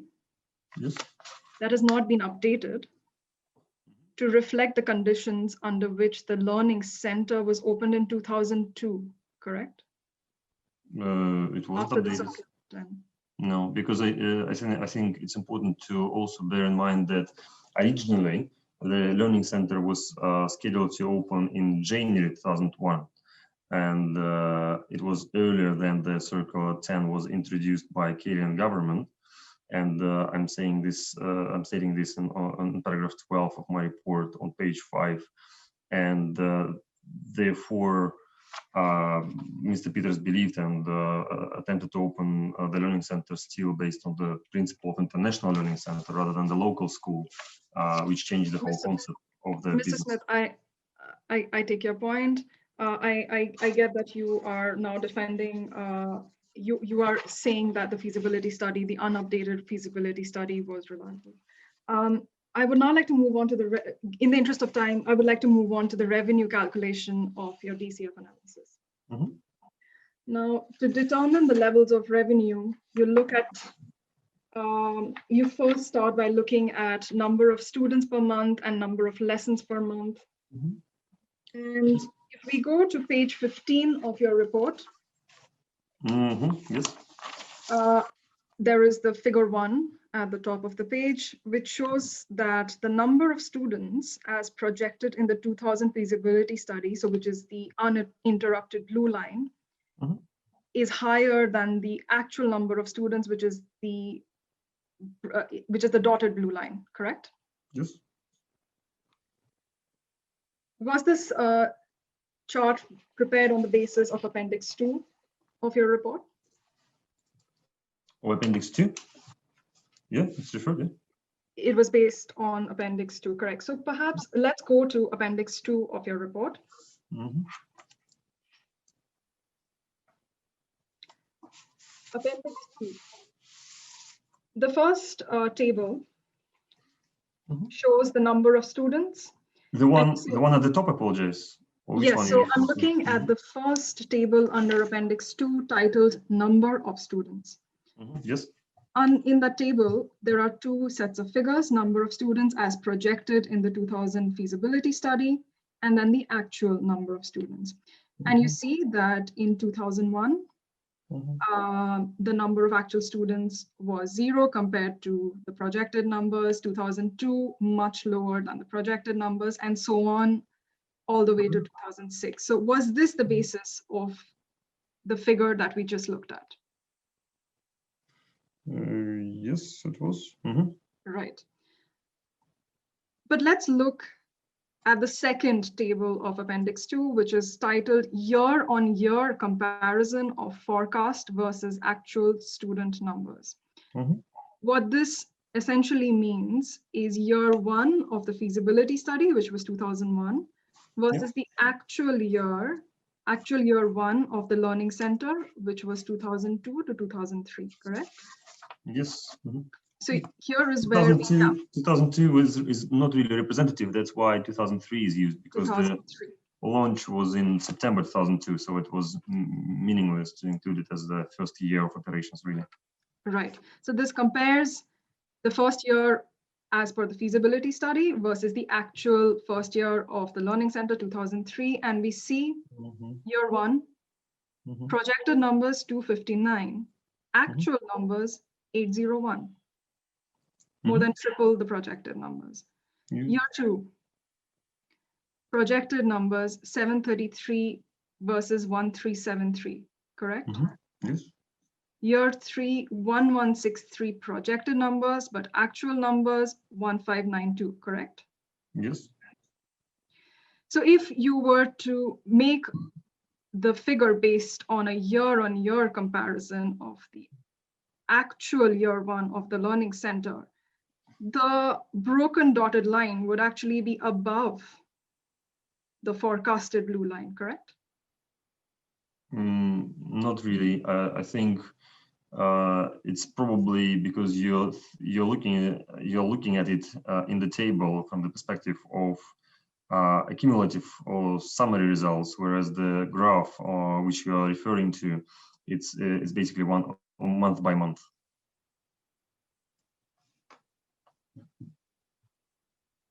Correct. In the graph, yes, it is month by month.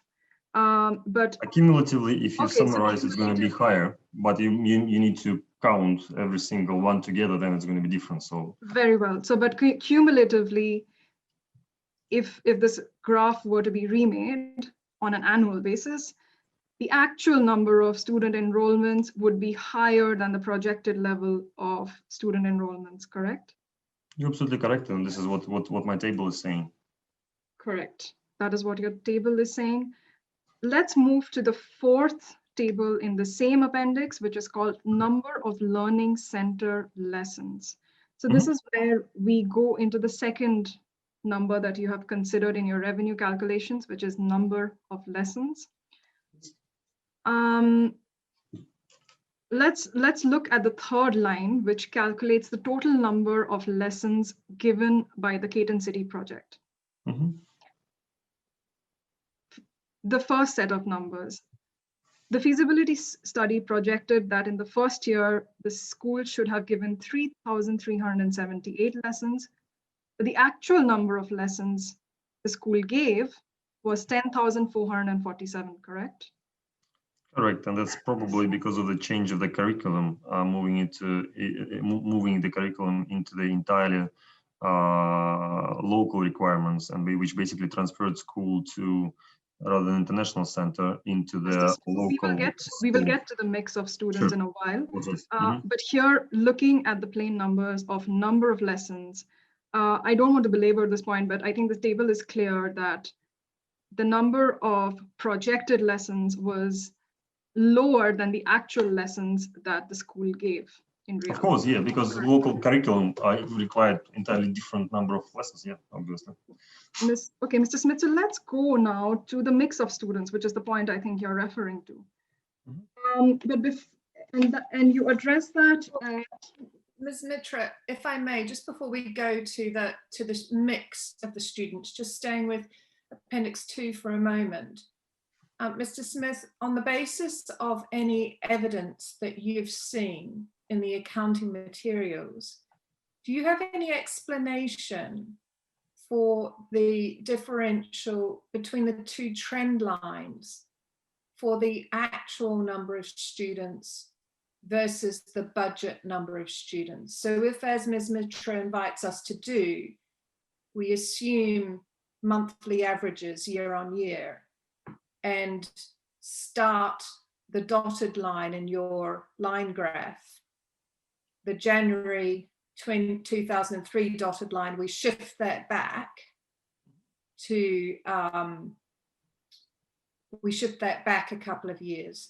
Could you explain why the trend lines are so different? It's a very sharp increase on the dotted line on the actual, and then it seems to be a heavier trend, a higher, steeper curve is what I'm trying to say, I'm sorry. Yes, sure. I can explain this, dear member of the tribunal. The initial plan, as I understand, projections and the feasibility study prepared by Mr. Peters, normally there would be a stable growth and stable growth interest from students in terms of numbers who would attend the courses in this International Learning Center. Whereas, and this basically is consistent to other centers that Mr. Peters introduced in Western Europe when they were in conditions similar to Kaila and in the UK. Whereas the dotted line, which you observe on the graph, demonstrates a more rapid growth of number of students. And I understand the reason for that is basically the change of the curriculum, which basically was moved into the local curriculum and required a certain number of local types of topics to be taught by teachers for students, basically. And therefore, the number of local students tremendously jumped compared to international students in the learning center, and that caused this change in the increase of the number of students month by month. I understand that point from your report, but what I don't understand is why a new school would have such sudden uptake in its role on the actuals as compared to the feasibility study. The feasibility study, based on all Mr. Peters' experience, is that there will be a slow build for any new school. Why was this school different? Why did it have such a quick build? Well, it is probably the reality in itself is very difficult to explain, because the dotted line demonstrates actual results, and obviously my analysis demonstrates that the mix of students was very different. So, for example, if you look at obviously appendix number 3 of my report, where I in the first half of the table, which says number of lessons for Kalian students was initially forecasted to be 2,870, whereas actual one was 9,200. So this basically demonstrates that local requirements required significantly more lessons to be conducted, and probably because I can only assume, and probably local students considered new learning center to be more interesting. To a certain extent, it was still new and demonstrated some international expertise, but probably that was the reason why most students went to this particular center, although it was already operating under local requirements and local curriculum. So it is obvious that number of lessons was tremendously higher compared to the projected number.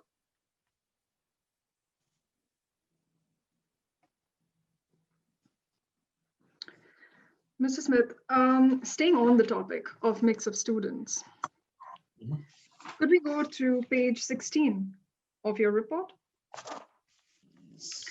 And let's look at paragraph 54 of your report. And this is where you discuss the impact of Circular 10 on the school. And I'm looking at the middle of the paragraph, 6th line, accordingly. Accordingly, this was a more attractive educational institute for local Kalian students, but a less attractive option for international students. So you're saying that the number, and then you say at the end of that same paragraph, the mix of these students was dramatically impacted by Circular 10, resulting in a far higher proportion of local students compared to international students. Dramatically impacted, correct? Yes. Right. Were local students and international students the only two categories of students in the Caton City project? Yes. They were the only two categories of students? Local, international, yes. Okay. So let's go to appendix 3 of your report.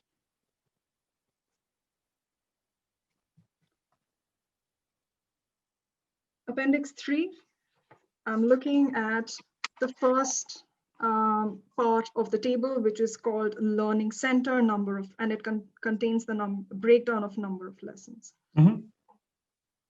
First line, number of lessons for Kalian students, local students that you refer in your report. Number of lessons for international students. And then there's a third category, number of lessons for high standard students. Mhm. So, Mr. Smith, is there another category of students part of your analysis? No, that's two. But it's basically some just subcategory as far as I remember. Subcategory of what, Mr. Smith? Number of students for Chilean students, for international students, and high standard. It's just a subcategory of the curriculum. Do you mention in your, have you asked Mr. Peters or your instructing lawyers who these high standard students are? Just a mixture of both. Does your report explain your understanding of high standard students? My detailed calculations explain this in appendices 5 to 9. Mr. Smith, does your report mention high standard students at all? The body of my report, it doesn't describe them in details, but it's in my calculations, yes. Very well. Then let's look at your calculations. And let's assess the dramatic impact of Circular 10 in the mix of students. Let's look at the percentage figures for the number of lessons for Chilean students, which is the first line of the report, the first line of the appendix. You see, Appendix 3, right? You're still on Appendix 3. I'm still on Appendix 3. Learning Center, the first line under that, number of lessons, Chilean students. And there your appendix shows for 2001, the forecasted figures was 85%. The actual figures was 88%. And for year 2, 90% versus 92%. For year 3, 94 versus 97%. Mhm. But for international students, which is the second line, the decrease is 8% versus 7%, which is a 1% decrease. But if you look at high standard for the same year, you see 7% versus 5%. So arguably the higher decrease in year 1 after Circular 10 was in high standard students, not international students, the higher of the two. Okay, yeah. Right. Yeah. Right. In year 2, it's the same. For international students, there was a 1% decrease, so 6% versus 5%. But for high standard, again, 5% versus 3%, so a 2% decrease in the number of high standard students, correct? Right. But I think it's important to bear in mind that you're referring to percentages, which mentioned in this appendix, but it's important to consider actual numbers of lessons and the planned number of lessons for different categories of students. Okay, so and this you're is saying actually, let's look at the actual number as opposed Good. to percentages. Okay, so the number of lessons for international students in year 1, actual numbers, it increased, correct? It increased, yes. It increased again in year 2, correct? Increased, yes. In But year not 3, to that, it didn't increase that much. That lessons for Chilean students, number of lessons increased, which increased significantly more than number of lessons for international students. okay. Was there also an increase? Almost three times versus less than 50%. Mr. Smith, was there an increase in the number of lessons for high standard students? There was in year 2, but a little bit insignificant. Okay, and the first decrease you see in the number of lessons for international students was in year 3, wasn't it? 534 forecasted versus 512 actual numbers. Yes. This is year 3 years after Circular 10. And yet your report says that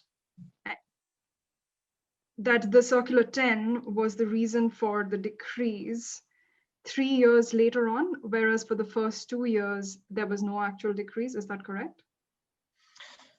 Yes, and it is reflected in my table. It is important to bear in mind that although number of lessons, as you correctly observed, was increasing for international students at the beginning, but prices per lessons changed or decreased significantly at number one. And secondly, apologize, I just would like to finish my point. And secondly, a significant increase took place in relation to number of lessons for local students, for Kalian students, significantly, dramatically more than increase for international students, and at a different price, at a significantly lower prices. So, Mr. Smith, what you are saying is that the number of lessons for Kalian students were increasing. The number of lessons for international students were increasing, say for year 3. The number of lessons for, I'm talking about the actual number of lessons for high standard students were increasing. And yet this was a loss-making school? It is. And I think I need to explain this for the tribunal. Yes, so Mr. Smith, let's go to that part of your analysis. Sure. But before going to that part, what I would like to do is go to the last part of Appendix 3, which is looking at the actual revenues of the school, forecasted versus actual. Year 1, the revenues, was it higher or lower than the forecasted revenues? Higher. So the actual revenues was higher than the forecasted revenues. Was it? What about year 2? Higher. Okay. In all three of them, the revenue was higher than originally forecasted, and the feasibility study. It is obvious, but it's important to consider not only revenue but the cost side as well. Very well, Mr. Smith. Let's go to the cost side. I believe I have 5 minutes left, but let's go to the cost side. And this, I believe, is Appendix 4 of your report, correct? Appendix 4 of my report, yes. Yes. In Appendix 4, you have the first line of operating costs, which are more the direct running costs. And then you have the second line of costs, which perhaps we could call overhead and depreciation, amortization costs, and running costs. Now, let's look at the second category of costs.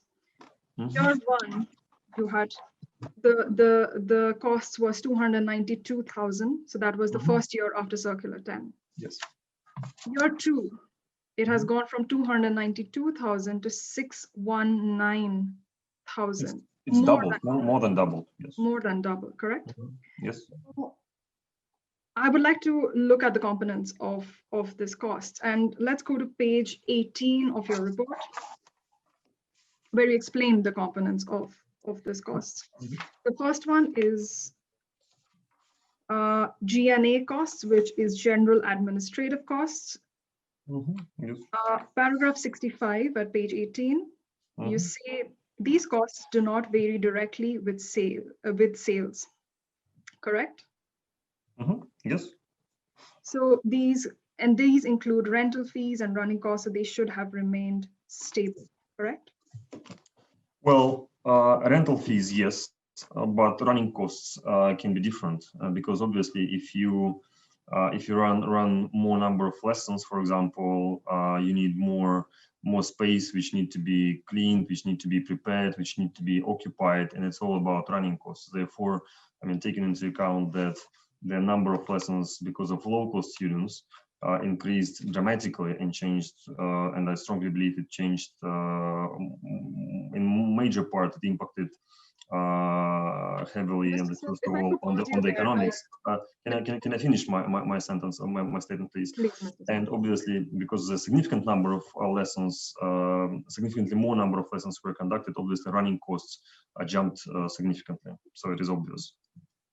So what I understand is the school was giving more lessons, it was receiving more students, the running costs increased than what was forecasted. Very well. Let's move to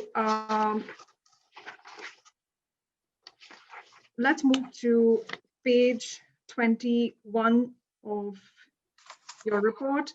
And I have a question on the discount rates that you have used in your DCF analysis. Paragraph 74 of your report. You use a discount rate of 10%. Yes. And at footnote 21 on the same page, you refer to Professor Damodaran, who presents a 9% weighted average cost of capital. Where in your report can we see your reason for choosing a 10% discount rate? The 10% or additional 1% was added based on my experience and my professional judgment to be more prudent, because the survey or the source of information that I used, meaning the survey prepared by Mr. Damodaran, Professor Damodaran, this survey is in relation to educational services industry overall around the world. Apologize if I may finish my explanation to the tribunal. And this educational services industry covers both developing markets and developed markets. Therefore, this 9% discount rate, in my point of view, is reasonable to apply to Calia as well. But to be more prudent, I just added 1% from my experience. Does this 1% include your judgment of the country premium risk? It is there as well. Where in your report can we see why you chose a 1% country premium risk? As I just said, it's based on my experience as my professional judgment. Your experience, correct. Very well. Let's move to section 5 of your report. And I hear that time is up, in which case that is the end of my questioning. Thank you. Pleasure.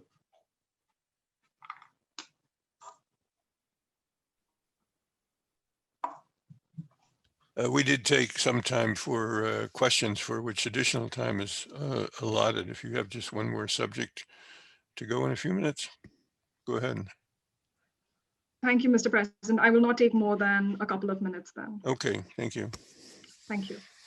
So, Mr. Smith, going to section 5 of your report, this is your DCF analysis of damages in relation to the LearnFast network project, correct? Yes. Mr. Smith, was an investment license granted by the Cadian government? By the Cadian government in relation to Caton City project, yes, it was granted. No, for the Network City project, I'm looking at section 5 of your report. Was a license granted by the Janeway government for the network project? No, and I say this in paragraph 85. Okay, so going to paragraph 85, you say that feasibility study was not completed, investment license was not granted. Would you therefore say that your calculation of the net present value is uncertain? To a certain extent, it is not really uncertain, apologize, because the DCF calculation is based on the business plan completed and which is in line with the feasibility study. However, there are other aspects of these calculations which you just correctly said. Things like feasibility study not fully completed, investment license not granted, and that's the reason why I communicate to this, and I'm stating for the tribunal that they may consider, like me, that chances of success for the network project are set within 20 to 50%. Right. So we will look at the chances of success, but before going there, you talked about a business plan. For this tribunal's benefit, is the business plan appended to your report? No. Okay, very well. So let's go to the chances of success that you have calculated. This is page 26 of your report. Yes. Paragraph 86. You say the tribunal may consider, like you, the chances of success for the network project are set within a range from 20% to 50%. Where in this report can we see why the range of chance of success is between 20 to 50%? It's again based on my experience analyzing similar centers in different places around the world, and when other investors were in similar situations, Mr. Smith, it's reasonable to apply. Mr. Smith, your experience. Do you have experience work in auditing schools in Kalia? No, but I have experience in learning centers in developing countries, similar to conditions like Kalia had at the moment of investments. But, very well, Mr. Smith, but not Kalia, is that correct? Exactly. Okay. So based on your experience of countries which other than Kalia, you have set the range between 20% to 50%. And then let's then go to the values that you have calculated, which is at the table at paragraph 87. Mm-hmm. Your NPV calculation is between 1.1% and 7.7 million. Sorry, I said percentage. What I meant is 1.1 million and 7.7 million. Yes, the best case, correct? The best case scenario. Is that a 700% variation, correct? Yes. So, Mr. Smith, what in your expert report, the closest range you can provide this tribunal for the Network City project is a range of 700%, correct? It's the range of the calculated, yes. Very well. That's all my questions for the day. Thank you. Thank you very much. Is there any cross-examination, Ms. Moracchini? Yes, Ms. Wendy, thank you. I have 3 brief questions. Go ahead. Thank you. Mr. Smith, first of all, you were asked whether Kalia belonged to Europe by opposing counsel, and you responded no. You attempted to explain why you, however, considered that the feasibility study was a reasonable basis for your DCF analysis, and were interrupted. Would you please explain briefly why you consider that the feasibility study, which is based on Western Europe, is appropriate for your DCF analysis relating to Kalia? Sure, thank you. As I stated in my report, Mr. Peters is a prominent investor with successful investments made in international learning centers in Western Europe and the UK back in 1990s. And the countries that he invested in, conditions of those countries were very similar to conditions of Kalia when Mr. Peters was considering to invest into the International Learning Center in early 2000. So therefore, when I was analyzed and I did a sensitivity check of the feasibility study and the assumptions used by Mr. Peters, I believe, and in my opinion, assumptions are very similar and are in line with those economic conditions that Western European countries had in 1990s. Understood, thank you. A second question, opposing counsel mentioned the timeline to you. So first of all, that the feasibility study was prepared on 20 May 2000, that the measures that occurred in 2001, and that the school ultimately opened in 2002. Mm-hmm. She started asking a line of questions about any updates to the feasibility study. Could you please explain to the tribunal whether you would have used an updated feasibility study, as in a feasibility study updated after 2001 for your DCF analysis? No, I wouldn't use the updated feasibility study because the feasibility study prepared is a contemporaneous document prepared at the very beginning of the investments, before the investments made. And the feasibility study was also shared with the Kalian government, and there were no concerns. So I wouldn't consider appropriate to revise the feasibility study because it would be a completely different business compared to the business that Mr. Peters invested in successfully before. Thank you. And as third and last question, opposing counsel spent a significant time reviewing with you appendix number 2, which has to do with the number of students, and as appendix number 3, which has to do with different categories of students, Calian students, international students, and high standard students. Could you please explain to the tribunal why, even though the actual number of students increased, this project was a loss for the company? I think in a very brief manner, the main reasons for making this project unsuccessful and loss-making because of the introduction of the Circle 10 were the following. First of all, Mr. Peters, LearnFast Clàudia couldn't price lessons at a higher level, so they had to decrease prices for international students, number one. Secondly, the local requirements required LearnFast Clàudia to conduct significantly more number of lessons for local students at significantly lower prices. In the meantime, it all triggered increase in costs because Mr. Peters wasn't ready in terms of the materials, equipment that was already purchased and delivered for conducting lessons in the form of an international learning center rather than local school. So it all required additional investments, number one, and obviously impacted on costs from the perspective of costs on teachers, rental fees, because more space were required to be rented for a significantly higher number of lessons, and ultimately it impacted on profit, which basically wasn't there. All right, thank you very much for your answers. I have Thank no you. Thank you. Your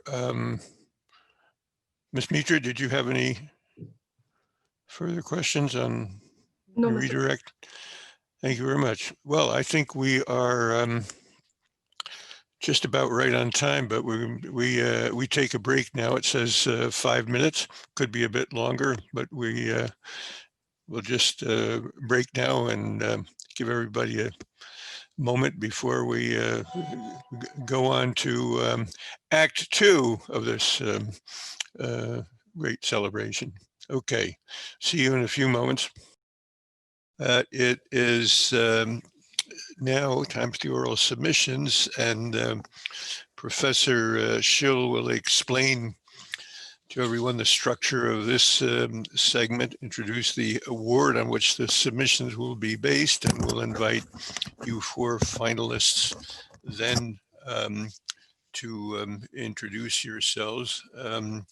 Obviously, each side will have 40 minutes to present, and I assume since there appear to be two on each side, that time will be somewhat divided between the two. And time up to 15 minutes will be reserved in addition for tribunal questions. So Professor Schill, take it away. Yeah, thanks a lot. So I was asked to introduce briefly the dispute upon which the final oral pleadings that we're going to witness now is based. It is a dispute that in real life gave rise to an award, final award in case number 8416 of 28 November 2017, administered by the Chamber of National and International Arbitration in Milan. The text is published in the Yearbook of Commercial Arbitration and has been made available to all participants and the audience for this pleading here. In brief, the facts of this case, so the respondents are in the business of system and security solutions, and they had successfully bid for an Italian public works project. For the purposes of this project, they procured certain products from claimant under an agreement that was governed by Italian law. That was the relationship that gave rise to the dispute before this tribunal. The first part of the dispute deals with jurisdiction, the second with the merits. What the focus of the pleadings today will be on is solely on questions of merits. Originally, the parties here had agreed under a general order that claimants should deliver so-called type A products. So this is anonymized. What the product was, we don't know. These products proved not to be suitable in all locations for respondent to fulfill its obligations under the public works contract with an Italian entity. Claimants therefore suggested the use and delivery of type B products. A special offer was subsequently placed by respondent. The content of that special order, whether it related to type A or type B products, is something that is contested and in controversy between the parties. Claimants delivered a certain quantity of the type B products which respondent used. Respondent insisted, however, that further deliveries should be of the type A products. Claimants continued delivering type B products and requested payment for them. Respondent refused payment for all type B products, and claimant stopped further deliveries. So in this setting, claimants now in this arbitration claim for payment of outstanding invoices relating to type B products. Respondent rejects this claim and counterclaims for costs incurred as a consequence of delivery of non-conforming products, non-conforming in their view. Claimant's decision to suspend further deliveries and claimant's failure to provide technical assistance. So that in a nutshell, and in an anonymized fashion, the facts of this case and the dispute that has given rise to the parties. With that, I would hand over back to the president or directly to the parties, however he wishes. You need to unmute yourself, Charlie. Thank you. You think I'd have that figured out by now, but in any event, what we need is a button to just push. The we start, I believe the claimant begins, and that is Elizabeth Chan and Heather Clark. I don't know which of the two of you goes first, but I think that's Heather Clark. Fine. Okay, well, let's proceed. Would you like to do a round of introductions first, or should I? Please just introduce yourselves briefly, and that would be very good. Okay, well, since I'm speaking, I will start. My name is Heather Clark, and I am a legal advisor at the Iran-United States Claims Tribunal in The Hague. And I actually joined the tribunal in October of 2017, so I had the privilege of overlapping with Judge Karen for a few short months. And he was extremely welcoming and extremely kind. And his legacy at the tribunal is certainly very present in our minds. Thank you. My name is Elizabeth Chan, and I represent the claimant together with Ms. Clark.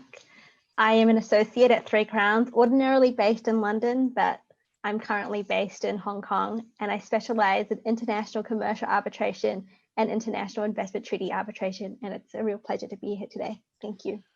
Okay, and which of you is starting off? Okay, go ahead. Thank you.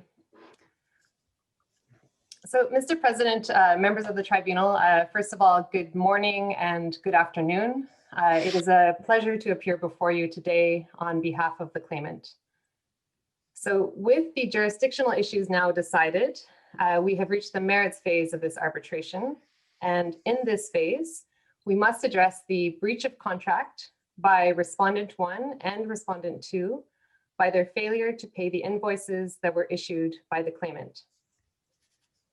These invoices concern security products and accessories, which were supplied by the claimant for installation on what is known as Project X. And this was pursuant to a specific order that was placed by Respondent 2. the claimant delivered the products in the quantities that were specified in that order, up to the point where respondent 2's breach of its obligation to pay relieved the claimant of its obligation to complete delivery. The fact of these deliveries and the respondent's failure to pay are not disputed. However, the respondents seek to escape their obligations by reference to irrelevant documents, as well as to respondent 1's obligations in a contract with a third party. Respondent 2's counterclaims, likewise, have no legal or factual basis. So my colleague, Ms. Chan, and I have divided our presentation today into two main parts. And to answer your question at the beginning, Mr. Chairman, we'll be taking roughly 20 minutes each. And I will be responsible for presenting the claimant's claims, and Ms. Chan will be responsible for addressing the respondent 2's counterclaims. And more specifically, my presentation will proceed in 4 parts. So first, as I have the privilege of being the first to virtually appear before you today, I will begin with a review of the key aspects of the factual and legal background. Second, I will clarify certain matters concerning the documents that govern the parties' relationship. Third, I will address the respondent's allegation that the products that were delivered to it in late November of year X were non-conforming. And fourth and finally, I will briefly dispose of respondent 1's assertion that it is not jointly liable with respondent 2. So I will begin then with the factual and legal background. And I will focus on the following. First, the circumstances of the pilot installation, the contractual framework that was put in place by the parties in the spring of year X, the problems that were identified with the size of the type A products in October of year X, and then finally the events of late November and December of year X. And before turning to each of these specifically, I would just like to quickly recall for everyone's benefit, I hope, the overall structure of Project X. So Project X was developed under the supervision of a ministry of the Italian government, and it was coordinated by the principal. And we understand that in or around year X-3, so that's 3 years before the claimant's involvement, the principal put out a tender for the security and surveillance systems to be used on Project X. Respondent 1 was a successful bidder, and in turn subcontracted the works to respondent 2. And then finally, just to recall that respondent 1 and respondent 2 are related companies. So with that out of the way, I will turn to the first topic, which is the pilot installation. So respondent 1 was required to install the security products and accessories that it had selected in a first location of Project X as a pilot installation, and this was to ensure that the equipment was suitable for its purpose. Now, the design for the pilot installation had been developed with another supplier called Acme, but respondent 2 decided in February of year X to substitute the claimant's products on account of its superior technology and commercial presence. However, in order for this change to be approved, it needed to be tested. And what respondent 2 proposed to do was to have the claimant's products tested on the pilot installation.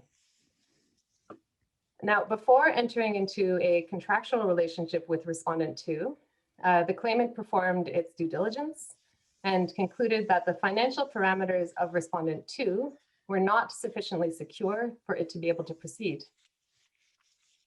Now, in order to resolve this issue, the parties agreed that respondent 1, the main contractor on the project, would be jointly liable with respondent 2, its subcontractor, to the claimant. Now, this agreement was reflected in a document prepared by the claimant called the Partnership Agreement, the intention of which was to provide a general legal framework for the parties' relationship going forward. And you are, of course, already very familiar with this document from your decision on the jurisdictional issues. Now, pursuant to this agreement, the claimant agreed to supply its products on the basis of specific orders that would be placed by respondent 2. The agreement also incorporated the claimant's standard terms and conditions, which likewise confirmed that specific orders would be required. And the claimant sent a draft of the agreement just to orient ourselves in terms of the chronology. The draft was sent to the respondents on the 10th of February of year X, along with 2 other documents, a credit application and agreement and a line of credit agreement, both of which also provided for the joint liability of the respondents. The claimant's offer for the products that were needed for the pilot installation that I introduced a few minutes ago, that is 28 type A products and 2 type C products. And I apologize profusely for the very generic names of the products in this arbitration. That offer was sent by the claimant on the 11th of February of year X. Respondent 2 accepted the claimant's offer and said that it would send the partnership agreement after it had performed a few internal checks. Okay, so I'll move on now from February and into the spring of year X. So over this period, the development of Project X continued, and on the 27th of April, Respondent 2 sent what it called a general order to the claimant. So the intention of this document appears to have been to define the overall scope of the parties' relationship for Project X.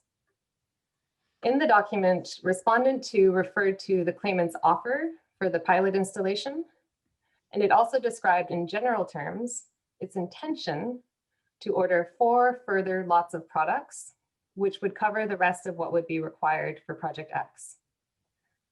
What this document did not do, however, is specify what products would be required, the quantities of those products, or their unit prices.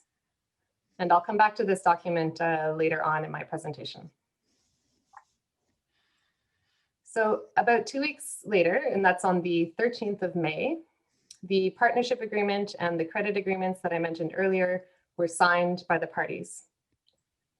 Now, as I mentioned a moment ago, the partnership agreement required specific orders to be placed. So for the pilot installation, a specific order was required from Respondent 2. And this order was sent by Respondent 2 on the 3rd of June, and the claimant delivered the products. The products were installed, they were tested, and this was to the satisfaction of both the principal and the ministry. Okay, so now we're moving on to October of year X. So this is a few months after the pilot installation. And in October of year X, Respondent 2 unfortunately identified an issue. The type A products that had been used in the pilot installation would not be suitable for the entire project on account of their physical size. But fortunately, the claimant was able to propose a solution, which was in the form of its type B products, which were smaller, but otherwise had the same technical and performance specifications as the type A products. So then on the 6th of November, Respondent 2 sent its order number 189, which provided for 177 of the type B products, as well as type C and type D products, all of which would be delivered in 3 tranches.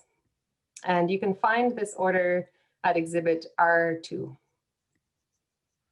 This order number 189 was reissued on the 18th of November with changes to the prices of the different lots, as well as to the payment terms.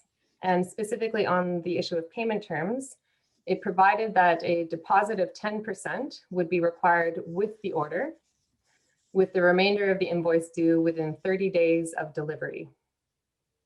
And it is this revised version of order number 189, which you will find at exhibit C5, that governs the invoices that are in dispute. Okay, so now I'm going to move to the events of late November and December of year X.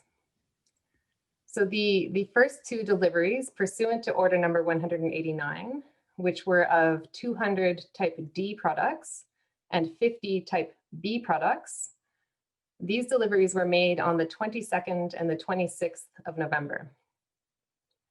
Respondent 2 contested the conformance of the second delivery, taking the position that the type B products were non-conforming because they had not been approved by the principal and the ministry. So respondent 2's position was obviously a surprise to the claimant, but the claimant adopted a cooperative approach. Discussions took place between the parties about respondent 2's concerns. And the claimant also helped respondent 2 to put together a technical report dated the 14th of December, which was to establish the equivalence of the type A and type B products. The respondents requested approval of the substitution of the type B for the type A products, and this was obtained within 24 hours. Then on the 18th of December, so a few days later, respondent 2 confirmed that it wished to receive the next tranche, which was to be of 100 type B products. And these products were delivered by the claimant on the 5th of January, year X+1.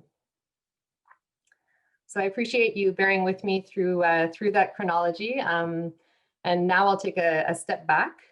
We are here today because of the respondent's refusal to pay 2 invoices issued by the claimant for deliveries pursuant to order number 189.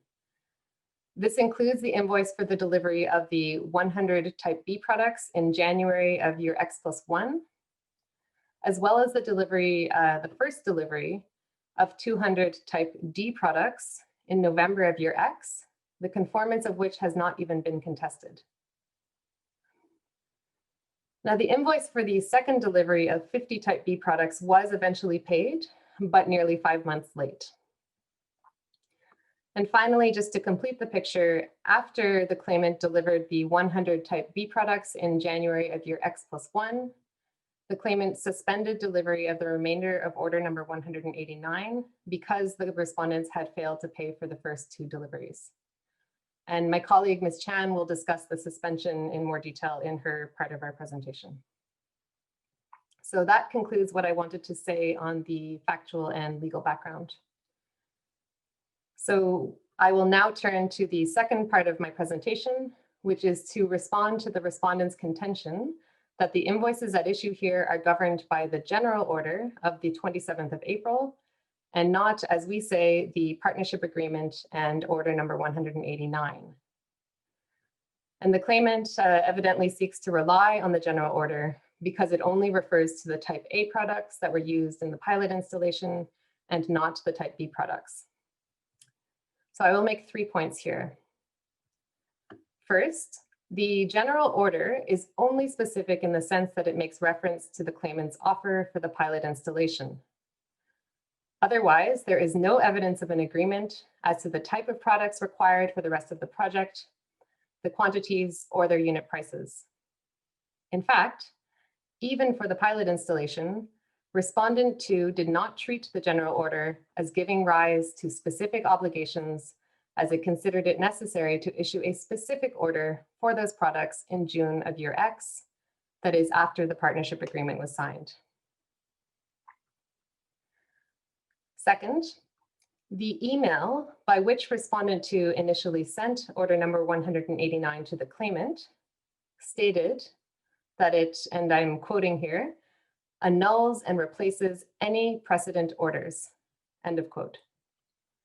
And that you can find at paragraph 150 of the record. So to the extent the general order gave rise to any specific obligations concerning subsequent deliveries, which we say it did not, those obligations were in any event annulled and replaced by order number 189. The third and final point is that the respondents have advanced an alternative argument on the premise that it is order number 189 that governs the deliveries at issue, but that the products that were ordered were not the type B products specified in the order itself, but rather type A products. And they make this argument on the basis that both products are listed in a spreadsheet that was attached to the email by which the claimant's offer for the type B products was made in October of year X. However, respondent 2's position now conflicts with the parties' contemporaneous correspondence in which they only discuss the type B products at that time. In addition, when it placed order number 189 and made the 10% deposit, it also issued a corresponding invoice to respondent 1 pursuant to their internal contractual arrangements. And this invoice refers explicitly to the type B products. So in summary, it must be order number 189 in its revised version that governs the deliveries and the invoices at issue in this case, and not the general order of the 27th of April. So I will turn now to the third part of my presentation, in which I will address the respondent's position that it should be excused from paying the claimant's invoices on the basis that they did not conform to the requirements of Project X and had not been approved through the pilot installation. So the first point to make here is that your determination as to whether the products delivered by the claimant were conforming is governed by the terms of the revised version of order number 189, which provided for the delivery of type B products. Now, the claimant does not dispute that it was aware of certain of the requirements of Project X and that it received technical documentation. But the point is that compliance with those requirements was the responsibility of the respondents. They do not form part of the contract between the claimant and respondent 2, which concerned the delivery of the equipment that was specifically selected and ordered by respondent 2. The second point is that there is no requirement in the parties' contract that the products be tested or approved before the claimant is paid for their delivery. In fact, respondent 2's initial proposal was to make payment contingent upon testing, but this was specifically rejected by the claimant during the parties' negotiations of order number 189. And you can see this clearly from the correspondence on the record between the 6th and the 18th of November, as well as a comparison of the initial and revised versions of order number 189. Now, my third point here is that the only practical difference between the type A and type B products is their size. And it is precisely this difference in size that enabled the respondents to address the space constraints that they discovered in October of year X. Otherwise, and this is according to the testimony of respondent 2's main technician, Mr. Hunter, the two products are entirely compatible, and the only issue with the type B products at the relevant time was that they had not yet been approved by the principal. So, Mr. President, members of the tribunal, I will make one final comment on this topic, and it's an important one. All 150 type B products that were delivered by the claimant have been installed by the respondents, and they are in use on Project X today. They were approved, as I said earlier, within 24 hours of the respondents making the request.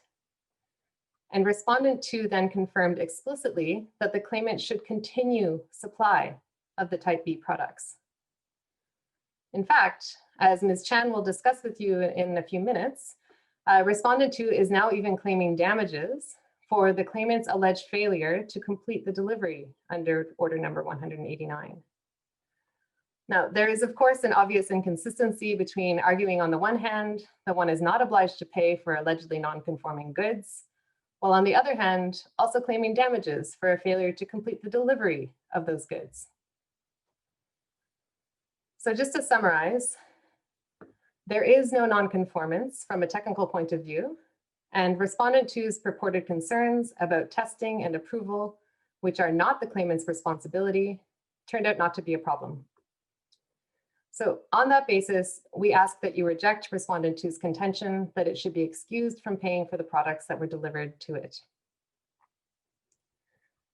So I am now at the final part of my presentation before I hand over to Ms. Chan, and I'd like to begin by recalling that we have asked that you find that both respondent 1 and respondent 2 have breached the partnership agreement, and that you order the respondents jointly to pay the outstanding invoices and the late payment interest that is due.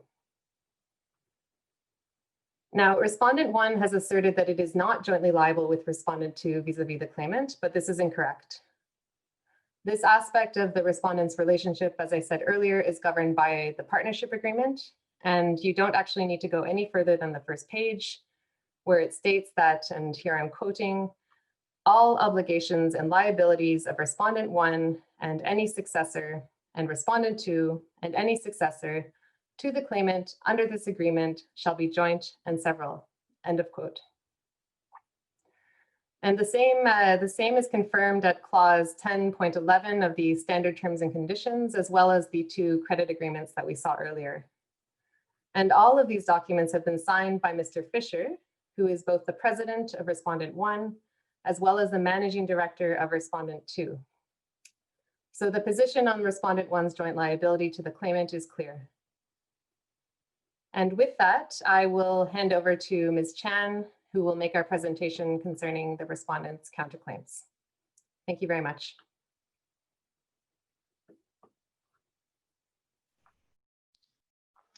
Members of the tribunal, you have now heard from Ms. Clark on the factual background of our case, as well as the claimant's affirmative claim. I will now address respondent 2's counterclaims relating to alleged breaches of contract by the claimant. The respondent counterclaims for the delivery of the very products that it says are non-conforming and do not need to be paid for. And not only does the respondent now wish to get those goods for free, but it is also seeking a further windfall by claiming for the costs of installation services that it never ordered and never paid for. The respondent's damages counterclaims are equally far-reaching based on invoices and alleged employee hours that are unsubstantiated and in some cases have no apparent connection to Project X at all. The tribunal can dismiss the respondent's counterclaims for 3 simple reasons, which also mirror the roadmap for my submissions today. First, the claimant was justified under the relevant contract and Italian law to suspend the delivery of the remaining products under revised order number 189, when it became clear that no payment would be forthcoming for the outstanding invoices. Second, the claimant had no obligation to provide installation services because the respondent never ordered any. And it is trite that without any liability, there can be no loss.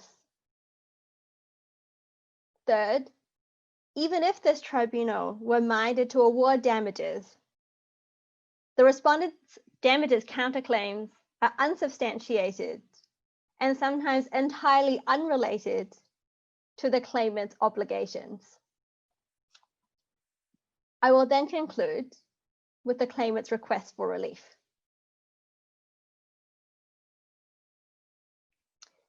So I turn now to my first submission. The claimant was justified in suspending the delivery of the remainder of the products under revised order number 189, given the respondent's failure to pay outstanding invoices. The respondent alleges that the suspension was unjustified and caused disruption to its project.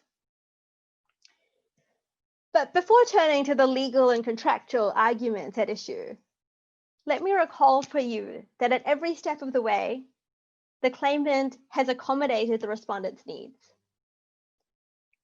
And as my co-counsel, Ms. Clark, has explained, these accommodations included, for example, offering the alternative Type B products when it had become clear that the initial Type A products supplied were not going to be suitable for the entirety of the project. The respondent was very grateful to receive this offer and actually placed an order for the Type B products within 2 days of the claimant's offer. The claimant also helped respondent 2 to put together a technical report establishing the equivalence of the Type A and the Type B products, which received approval from the principal very quickly, within 24 hours. And just 4 days later, the respondent confirmed that it wished to receive the remaining tranche of the Type B products. Now, despite the claimant's cooperation, as Ms. Clark has explained, the respondent paid late one of the invoices and has completely failed to pay the other two outstanding invoices. In fact, these invoices remain unpaid to this day, despite numerous payment requests by the claimant. In these circumstances, the claimant was justified in suspending delivery of the remaining tranche of products under both contract as well as Italian law. And I will turn to each of these in turn.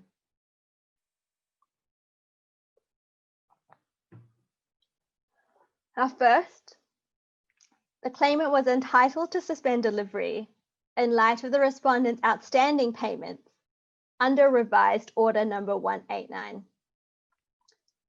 This order was subject to the standard conditions contained in the partnership agreement. The relevant clause is clause 7.3 of the partnership agreement, which is set out in paragraph 214 of the record.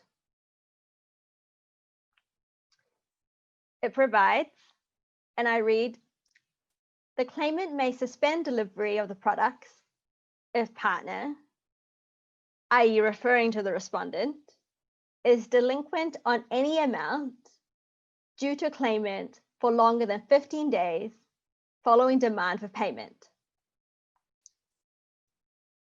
The claimant made not one but two requests for payment, which have long been ignored, justifying the claimant's suspension of delivery.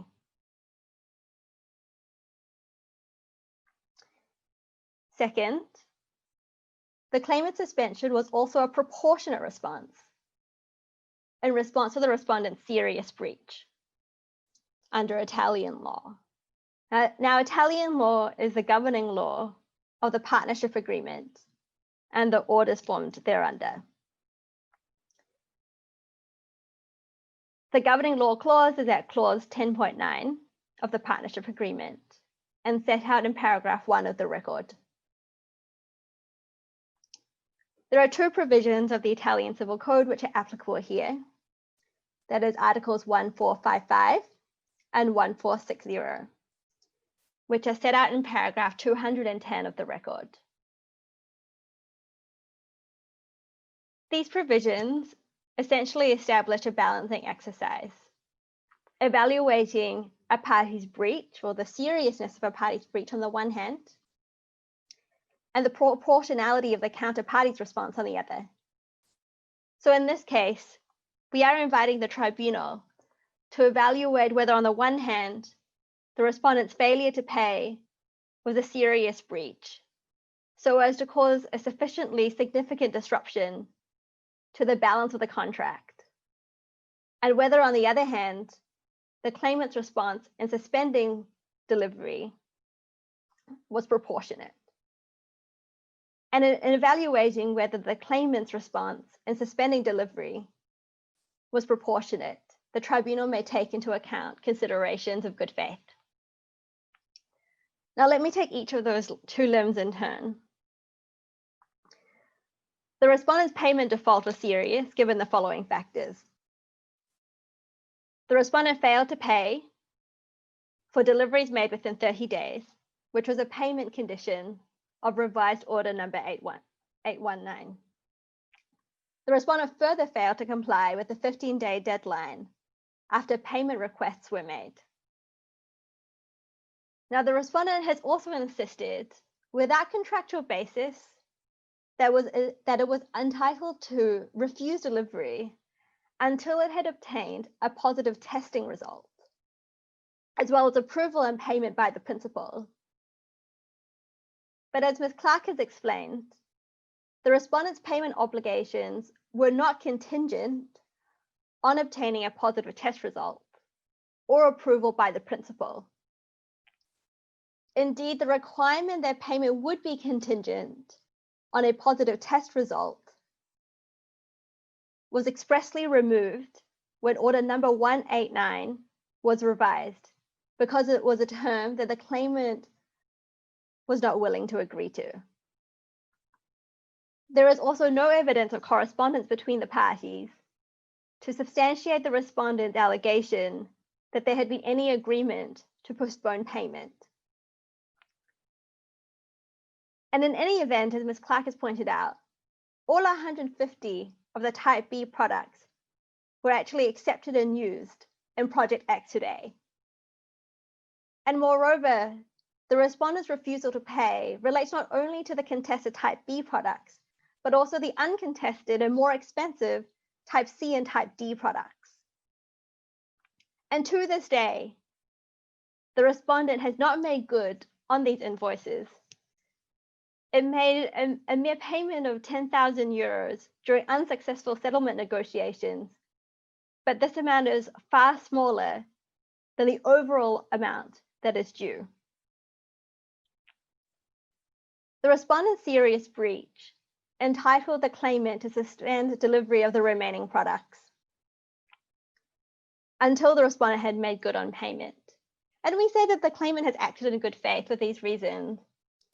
One is that by the time of suspension, the claimant had delivered more than 80% of the 504 products that it had agreed to deliver. That the remaining value of the remaining items was a small fraction of the total value of the order. And so the claimant's completion was almost complete. And so on balance, we can see that the claimant has suffered more as a result of the respondent's breach than vice versa, and that it has acted in good faith in suspending delivery because no payment was forthcoming for the outstanding invoices. Thus, in summary, on my first submission, we request that the tribunal find that the claimant's suspension of delivery was justified under both contract and Italian law.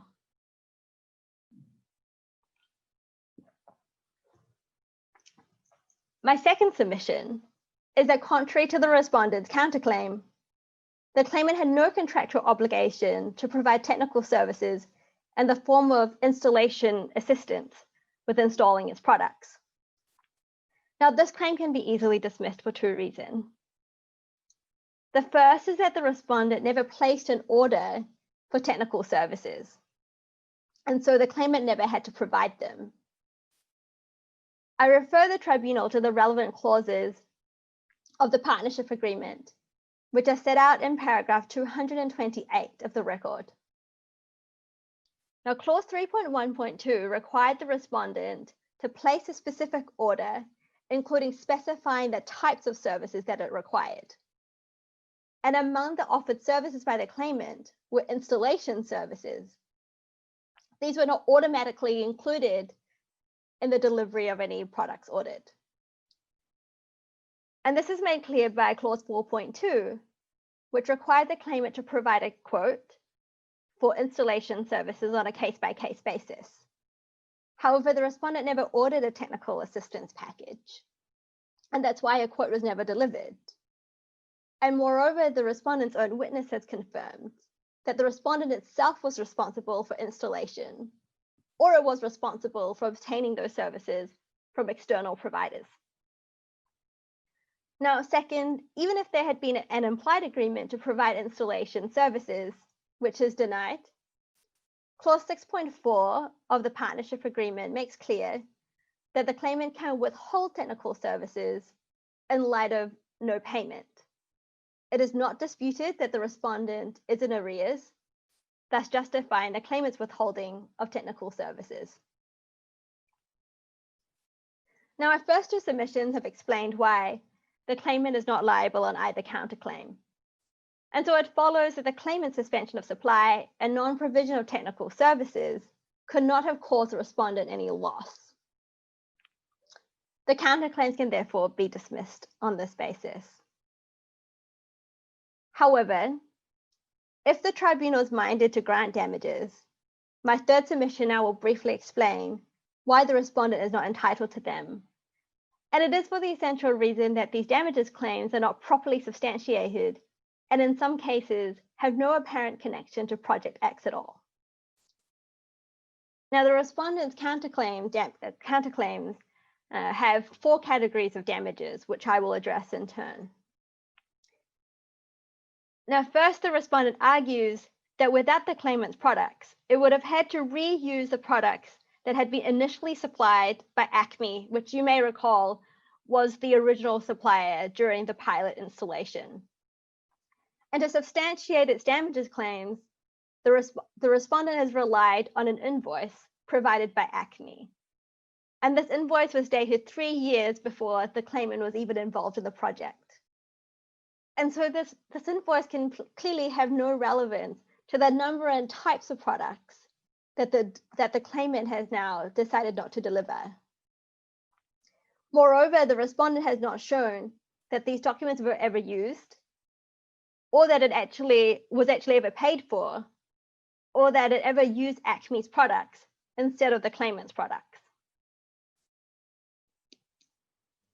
Second, the respondent argues that it would have incurred manpower costs in installing these alternative Acme products.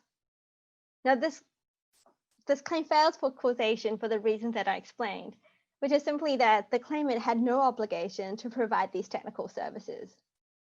In any event, however, the respondent has provided no evidence of the specific amounts attributable to manpower works. Rather, all the evidence we have from the respondent is that it asked its own employees to perform any installation works. These employees were paid a regular salary, and so these costs are simply covered as part of the running cost of the business. And the respondent is not entitled to claim damages separately for this.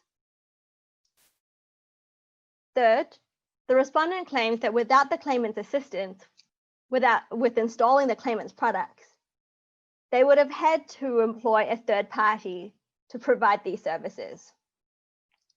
Now, again, as mentioned, the claimant was never liable for providing these technical services.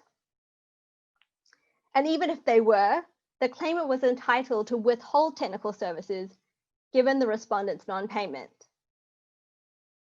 The respondent further argues that it was forced to incur extra manpower costs because there was a problem with the system's interface between the claimant's products and the networks used by the respondent in Project X. However, the respondent has provided no evidence and no technical expert report showing that the system interface problem was actually related to any defects with the claimant's products. And in fact, there was a very easy solution for this, which the respondent carried out. It simply downloaded a system update for free from the claimant's website. And this required no intervention by the claimant at all. And in any event, the third-party invoices supplied by the respondent do not clearly relate to the resolution of the system interface problem or to Project X at all. Now, fourth, the respondent argues that costs relating to time spent to agreeing a variation to project design with the principal. And this is what the respondent refers to the project's re-elaboration and modification costs. Essentially, this variation was needed because the respondent had decided to replace the type Y products initially supplied by Acme with the type B products that were supplied by the claimant. And as Ms. Clark has explained to you, the reason for this equipment change was because the respondent believed that the claimant could provide a superior product, which is what it did. But this was a decision by the respondent, and it is also the respondent's responsibility to ensure that it had the necessary variations to project design to enable the use of this equipment. It can't foist upon the claimant now those costs which can be only ascribed to the respondent. Now, I understand that the claimant's time is up, so I was wondering if it would be useful for the tribunal for me to summarize in a minute what our requests for relief are, or otherwise we'll be happy to rest on our written submissions.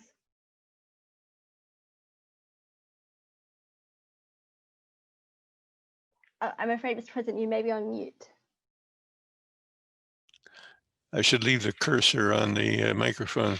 I think your time is run, and that should be sufficient. Thank you very much. Now, are the counsel for respondent ready to proceed? We are, Mr. President. Thank you. All right. Then it would be very nice if you would each introduce yourselves and let us know who's going to start the presentation. Of course. I will actually be the one starting the respondent submissions today. Okay. Clàudia Baró Huelmo. I'm an associate at Withers at the London office. I am a Spanish qualified lawyer, and I am specialized in public international law and investment treaty arbitration. I will be pleading alongside my co-counsel, Ms. Camilla Gambarini. Right. Would you like to introduce yourself, Ms. Gambarini? Thank you, Mr. President. Good afternoon, everyone. My name is Camilla Gambarini. I'm a co-counsel for the respondent, and I will address the respondent counterclaims. I am a senior associate at Withers, and I'm dual qualified under Italian law and England and Wales. Thank you. Very good. Thank you. Then Ms. Baró Huelmo, I guess it's your hour has come. Your 20 minutes have come, or however much you have this divided up. Please proceed. Thank you, Mr. President. Honorable members of the Arbitral Tribunal, similar to the approach taken by Claimants Counsel, we have divided our submissions in the following manner. I will be addressing why the claimant's claim against my clients should be dismissed, therefore mainly responding to the submissions made by Ms. Clark, whether Ms. Gambarini will deal with the respondent's counterclaims, thus responding to the submissions made by Ms. Chan. As the President has correctly guessed, we will each be taking 20 minutes of the Tribunal's time today. All right. Concerning the claimant's claim, I will be arguing that the respondents did not breach the contract. This is because the respondents did not have an obligation to pay the disputed invoices in light of the fact that the claimant did not fulfill its own obligations under Article 1460 of the Italian Civil Code. This argument is in turn divided in two parts. First, the binding contractual document which regulates the orders concerning Project X is General Order 75. Second, the respondents ordered Type A products rather than Type B products, meaning that the claimant delivered non-conforming products. Therefore, we ask this Honorable Tribunal to dismiss all the claimant's claims. However, should the Tribunal find against us on the merits, I will briefly address why the first respondent should not be held liable, mainly because it did not agree to be bound by the joint liability clause of the partnership agreement. Before I proceed with these 3 points, I would like to devote a few minutes to summarize the key facts that I will be relying upon. I am aware that we have been allocated the graveyard slot and that this will not be the first time that the Tribunal hears these points today. With the Tribunal's indulgence, I would like to focus on a few crucial facts that the claimant has neglected to mention or not devoted appropriate time to. Thus, I would like to start by mentioning that the respondents are 2 companies specialized in system and security solutions who won a tender to provide such services to an Italian entity, which the parties commonly refer to as the principal. This project, known as Project X, was subject to a number of testing and approval requirements by the principal, as well as the competent office within the Italian ministry.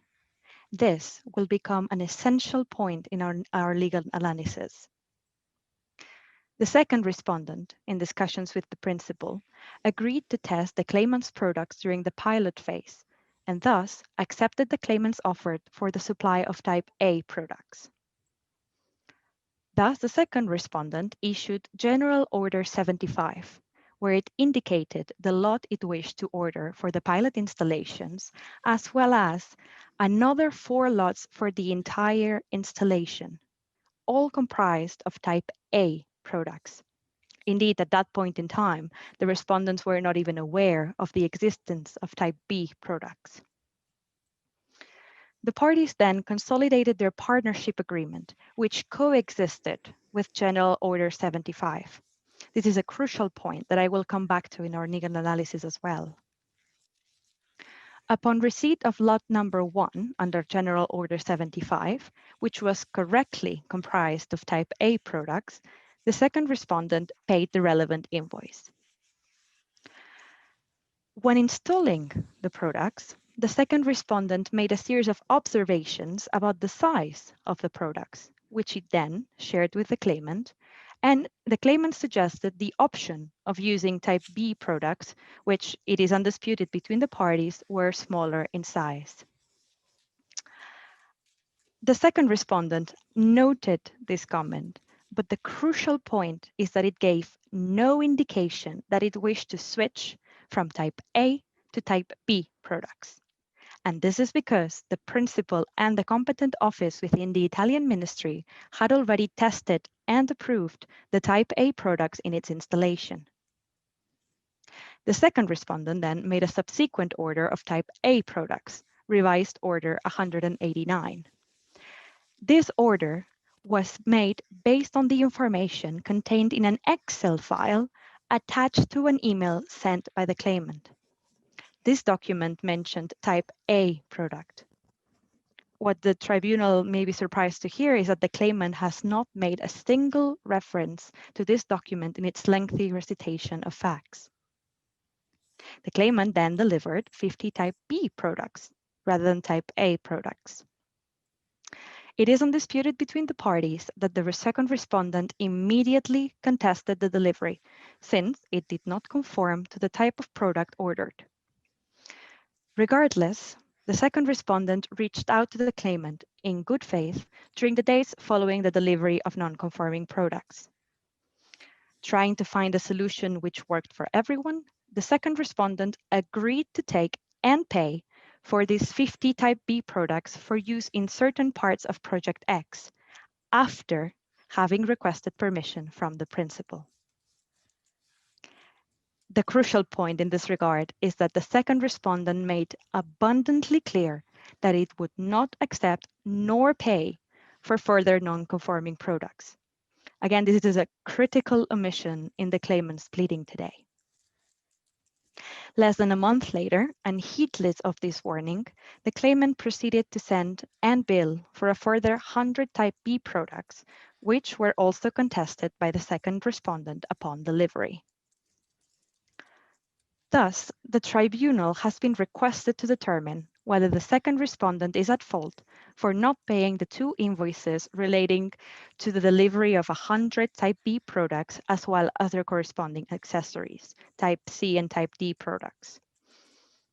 The respondents submit that this tribunal should not order such payment.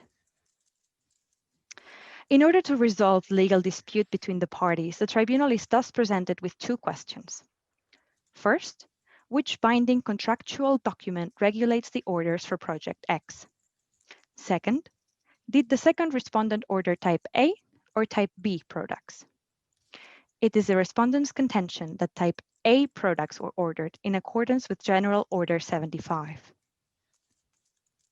Turning to the first question, the claimant submitted that revised Order 189 superseded General Order 75.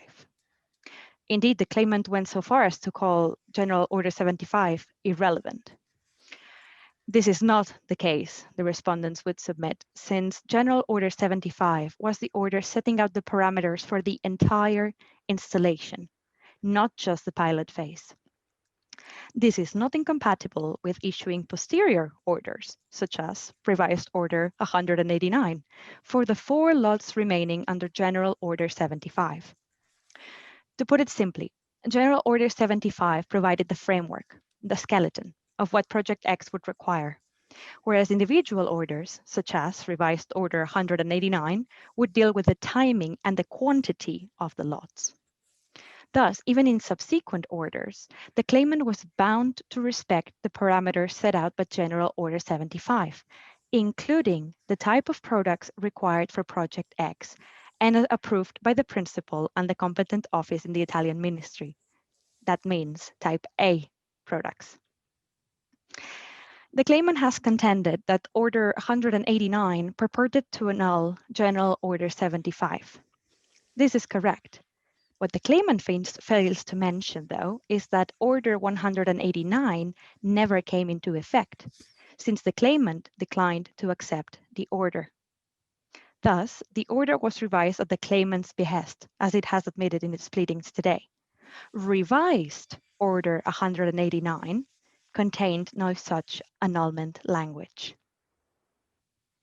Thus, having established that General Order 75 set out the framework for the entire installation, there can be little doubt that the second respondent issued Revised Order 189 for the purchase of Type A products. This is particularly compelling when considering that the respondents did not even know about the existence of Type B products when General Order 75 was issued. This brings me now to the second question. And in this second question, the respondents submit that Type A products were ordered. In its pleadings, the claimant has relied on the email communications between the parties, allegedly to show that Type B products were ordered. However, there was an Excel sheet attached to those communications which referred to Type A products. And this has been completely ignored by the claimant in its oral pleadings today, despite being admitted in its written submissions. Now, we acknowledge that per se, this evidence may not be sufficient to persuade the tribunal that Type A products were ordered. However, the claimant has admitted that it was directly involved with the principal and was fully aware that the installations approved by the principal, required Type A, not Type B products.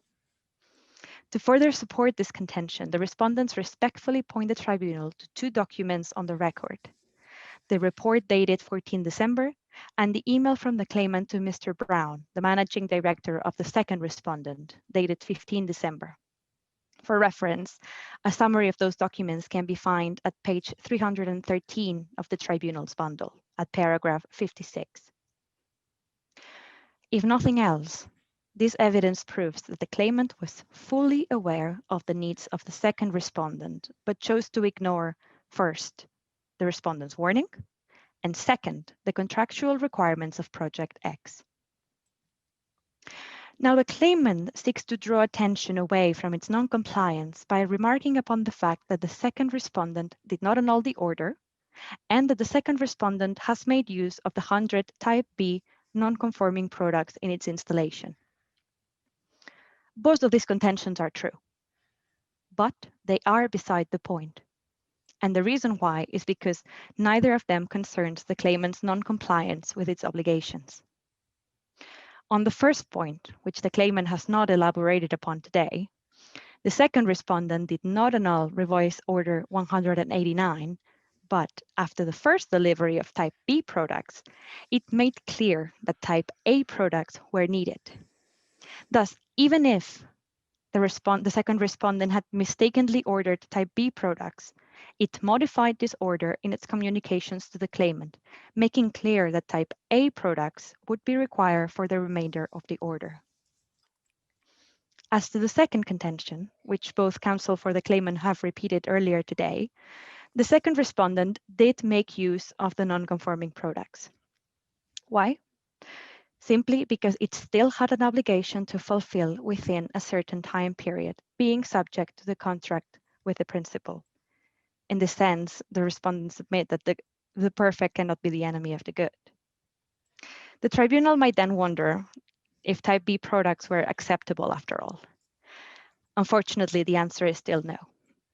The second respondent was bound by certain contractual requirements by the principal, among others, that the principal and the competent office within the Italian ministry had to approve the products used in Project X. As the tribunal is certainly familiar with, obtaining approvals from public entities can be challenging in terms of timing and bureaucracy. In the present case, this would have translated into increased costs and delays, which the second respondent wished to avoid, since they would otherwise lead to a breach of the second respondent's obligations under the contract. Type A products were approved by the competent office within the Italian ministry.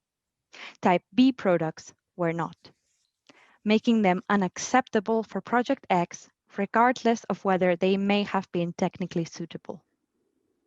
The respondents' use of Type B products opened the respondents to liability should the competent office within the Italian ministry decide not to approve their use. In this regard, we would encourage the tribunal to take into account the testimony of Ms. Brown, which in its relevant part can be found at page 344 of the tribunal's bundle, as well as paragraph 204. In this regard, the claimant has highlighted what it called an inconsistency between this argument and the respondent's counterclaims. We understand that the respondent's position may seem counterintuitive. However, they are two different and non-conflicting positions. On the defense of the claims, the respondents contend that Type A products were required and not provided. On the counterclaims, which Ms. Gambarini will elaborate upon, the respondent's position is that the claimant failed to deliver any type of product, be it A or B, which meant that the respondent had to turn to third parties, which again translated into delays and increased costs. To put it simply, if the claimant had provided Type B products for the remaining 3 lots, the respondents would not have filed the counterclaim. Trying to make the best of a bad situation does not excuse the claimant. The second respondent acted in a diligent manner designed to mitigate the damages it suffered at the hands of the claimant. Indeed, the respondents find themselves between a rock and a hard place. Either return the non-conforming products and breach the contractual obligations with the principal, or withhold payment until the right products are delivered, while using the non-conforming products as a temporary measure to fulfill the contractual obligation with the principal and the competent office within the Italian ministry. Now, having established that the second respondent ordered Type A products and received Type B products from the claimant, we respectfully request this tribunal to declare that the second respondent did not have an obligation to pay for the products since the claimant has failed to uphold its own obligations. This situation is envisaged in Article 1460 of the Italian Civil Code, which the claimant has not even referred to in today's pleadings. In its relevant part, the article reads as follows. In contracts with mutual obligations, each of the contracting parties may refuse to comply with its obligation if the other party does not comply with its own obligation. This is the case in the present proceedings. The claimant had an obligation. The claimant failed to comply with its obligation. Therefore, the respondent should not be forced to comply with its obligation in return, in this case, to pay for non-conforming Type B products. Now, turning very briefly to the third point. If the tribunal were to find against the respondents on the merits, we would submit that only the second respondent is liable for any breaches. This is because the joint liability clause in the partnership agreement was not approved by means of a double signature as required under Article 1341 of the Italian Civil Code. This article provides that restrictive clauses included in general conditions of a contract must A, be in writing, and B, contain a specific written signature at the end of each restrictive clause. In this case, the respondents signed a partnership agreement and put a signature at the end of the specific arbitration clause.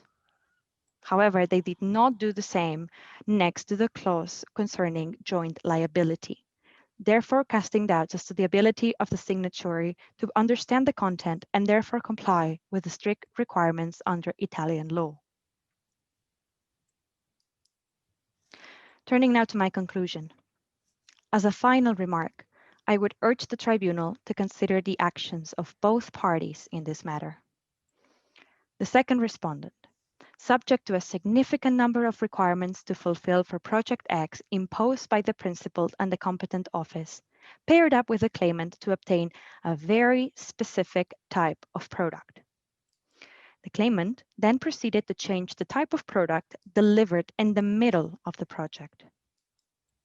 When the second respondent received a non-conforming product, it tried its best to find a solution, but warned the claimant that it would require type A products rather than type B, and that it would not accept nor pay for any more products other than type A products. Less than a month later, the claimant sent 100 type B products, which the respondent contested and refused to pay for. Now the claimant brings arbitration proceedings against the respondents for the payment of invoices relating to the second delivery of non-conforming products and its accessories. We appeal to the tribunal's sense of fairness and good faith in this matter, both of which are at the heart of contractual obligations under Italian law, which is the governing law in this dispute. The respondents therefore respectfully request the tribunal to dismiss the claimant's claim. Unless I can be of further assistance of the tribunal at this stage, I will now yield the floor and the remaining of my time to my co-counsel, Ms. Gambarini, who will address the respondents' counterclaims. I would have a few questions of you, Ms. Baró, Huelmo, and possibly my colleagues as well. If we understand correctly, everything that was said by claimant to require B rather than A, actually B is now in place in the project. Is that correct? It is, sir. But your position is they were not all provided by the claimant. Your client had to go to a third party to get those? I apologize for the misunderstanding. In this regard, the project is comprised of different phases. Phase 1 was the pilot phase, whereas phase 2 was the part where the second delivery of type B products arose. Therefore, when the claimant stopped the supply of products, it meant that there were 3 further phases to the project for which the respondents require products, and which then forced the respondents to turn to third parties for those products. And if I understand correctly, the claimant stopped delivering because it was not being paid. That is true, sir, but we say that our obligation to pay was contingent upon the claimant meeting its own obligation, which we say they did not comply with. Right. But if the B items are in place in the project, everywhere they were said to be needed, was a question of whether or not A would fit, how should I say, dimensionally. It was a question that A would not fit in those places. Is that correct? So this is actually a contended point between the parties. We submit that there is no evidence that there would be any technical issue with type A products, whereas I understand that the claimant's position is that only type B products would fit on particular areas of Project X. Okay. And eventually both the principal and the Italian authority involved did approve the use of B. So again, apologies for the slight repetition there. Okay. But I understand that the as far as the most updated information we have from the respondents in this matter, it has not been confirmed that the competent office within the Italian ministry has actually approved nor paid for the whole of the project. In this regard, this is why we submit that the respondents are still open to liability should the competent authority decide not to approve them. Okay, I misunderstood. So the Italian authority is, as we sit here, has still not approved. As we understand from the latest information, that would be the case. Okay. All right, thank you. Either my colleagues have questions at this point, or do we move on? Okay. Well, thank you very much. I think it's your turn, Ms. Gambarini. Thank you, Mr. President, members of the Tribunal. It's an honor to appear in front of all of you today and a pleasure to represent the respondents in this commercial arbitration under the CAM rules. As my colleague, Ms. Clàudia Huelmo has said, I will deal with responding to counterclaims. And I would like to highlight that these are counterclaims that this tribunal has already considered being admissible. We are at the end of a very long hearing day. I appreciate that we all want to virtually go home. And so I will try to use the next 20 minutes to address the respondent counterclaims in the following order and rebut the arguments raised by the claimant's counsel, Mrs. Chen. First, I will argue that the claimant has failed to supply the types of products that the respondent required to complete Project X, that is to say, Type A products. So in other words, our first counterclaim is that it is the claimant that has breached the contract by unilaterally and unlawfully suspended the supply of the products. So as a result of this, we asked the tribunal to order the claimant to compensate the respondents for the losses caused by this breach. Second, I will argue that the claimant has also failed to provide the required technical assistance for the installation of the very sophisticated security technologies and products that were the core of the contract and the overall project. And again, as a result of this breach, we argue that the tribunal should order the claim to compensate respondent to for the losses resulting out of this failure. Finally, I will briefly address the respondent's quantum claim, although a lot of our submissions and arguments are indeed in our written pleadings, so I will not refer to the calculations and further analysis that it's already in the record. I will now turn to the discussion of the first counterclaim. That is to say that the claimant has breached the contract by unilaterally and unlawfully suspending the supply of the products and services for the completion of Project X. Mr. President, members of the tribunal, from the point of view of the claimant, despite they have spent a lot of time recalcitrating the facts, actually this dispute is very simple. They say that the dispute would entail the respondent breaches of the contract because of our client's alleged failure to pay some invoices. However, my colleague has clearly explained that it is the claimant that has effectively breached the contract and has caused significant losses to the respondent. I will not repeat the facts that we have heard before, but I would like to raise and point the tribunal attention to 7 factual and legal points that, in our view, support our first counterclaim. First, my colleague has demonstrated that the respondent needed Type A products for Project X and indeed ordered Type A products. And again, I specifically refer to General Order 75, which we say was the framework of the entire project and entire installation, not just the pilot phase. And Type A products were required for Project X, and in particular, the principal and the relevant competent ministry approved the use of Type A products.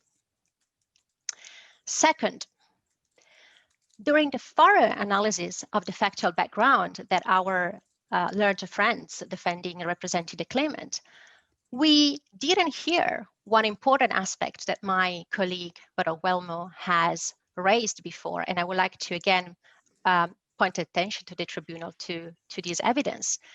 And in particular, the principal was fully aware that the installations approved by the principal required Type A product, not Type B products. And the reference is in the technical information, and you can find this in the hearing bundle at page 313. Another important factual element, point 3. As we know, the claimant delivered a type of product that the respondent contested, and the tribunal has a lot of evidence in the record to demonstrate this. I refer to the emails that my colleague mentioned before, and in particular the emails dated 2nd, 3rd, and 4th of December. Again, these are in the record, here in bundle paragraph 177. Third point, the respondents are diligent business parties. And when we perceived that we could not obtain the products that we needed to complete this important project, we tried to find a solution and tried to negotiate with the claimant. And what we did, we tried to use type B products in order to meet the important deadlines and completion of the project that we had to do for the Italian entities. And I would like to emphasize that we use type B products, even facing the risk of incurring liabilities vis-a-vis the principal. Fifth, the respondent, knowing that we didn't want and we contested type B products, and so in complete disregard of this, decided to provide to us 100 type B products. Again, we contested and we decided not to pay the invoices. And what did the claimant do at that point? They decided to abandon the respondents, stopping the supply of products and putting the respondents at risk of not delivering the important project to the principal and the Italian ministry. So I come to my 6th point. And on the basis of this factual background, we argue that these amounts to a complete disregards of the obligation of good faith that the claimant had vis-a-vis the respondents. Today, we've heard a lot speaking about good faith.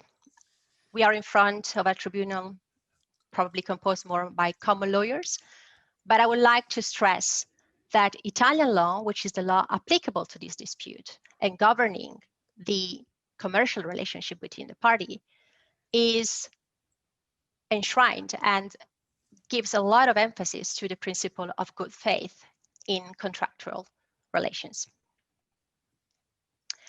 And speaking of good faith, I would like to remind to the tribunal that the respondents did act in good faith throughout the life of the short commercial relation with the claimant.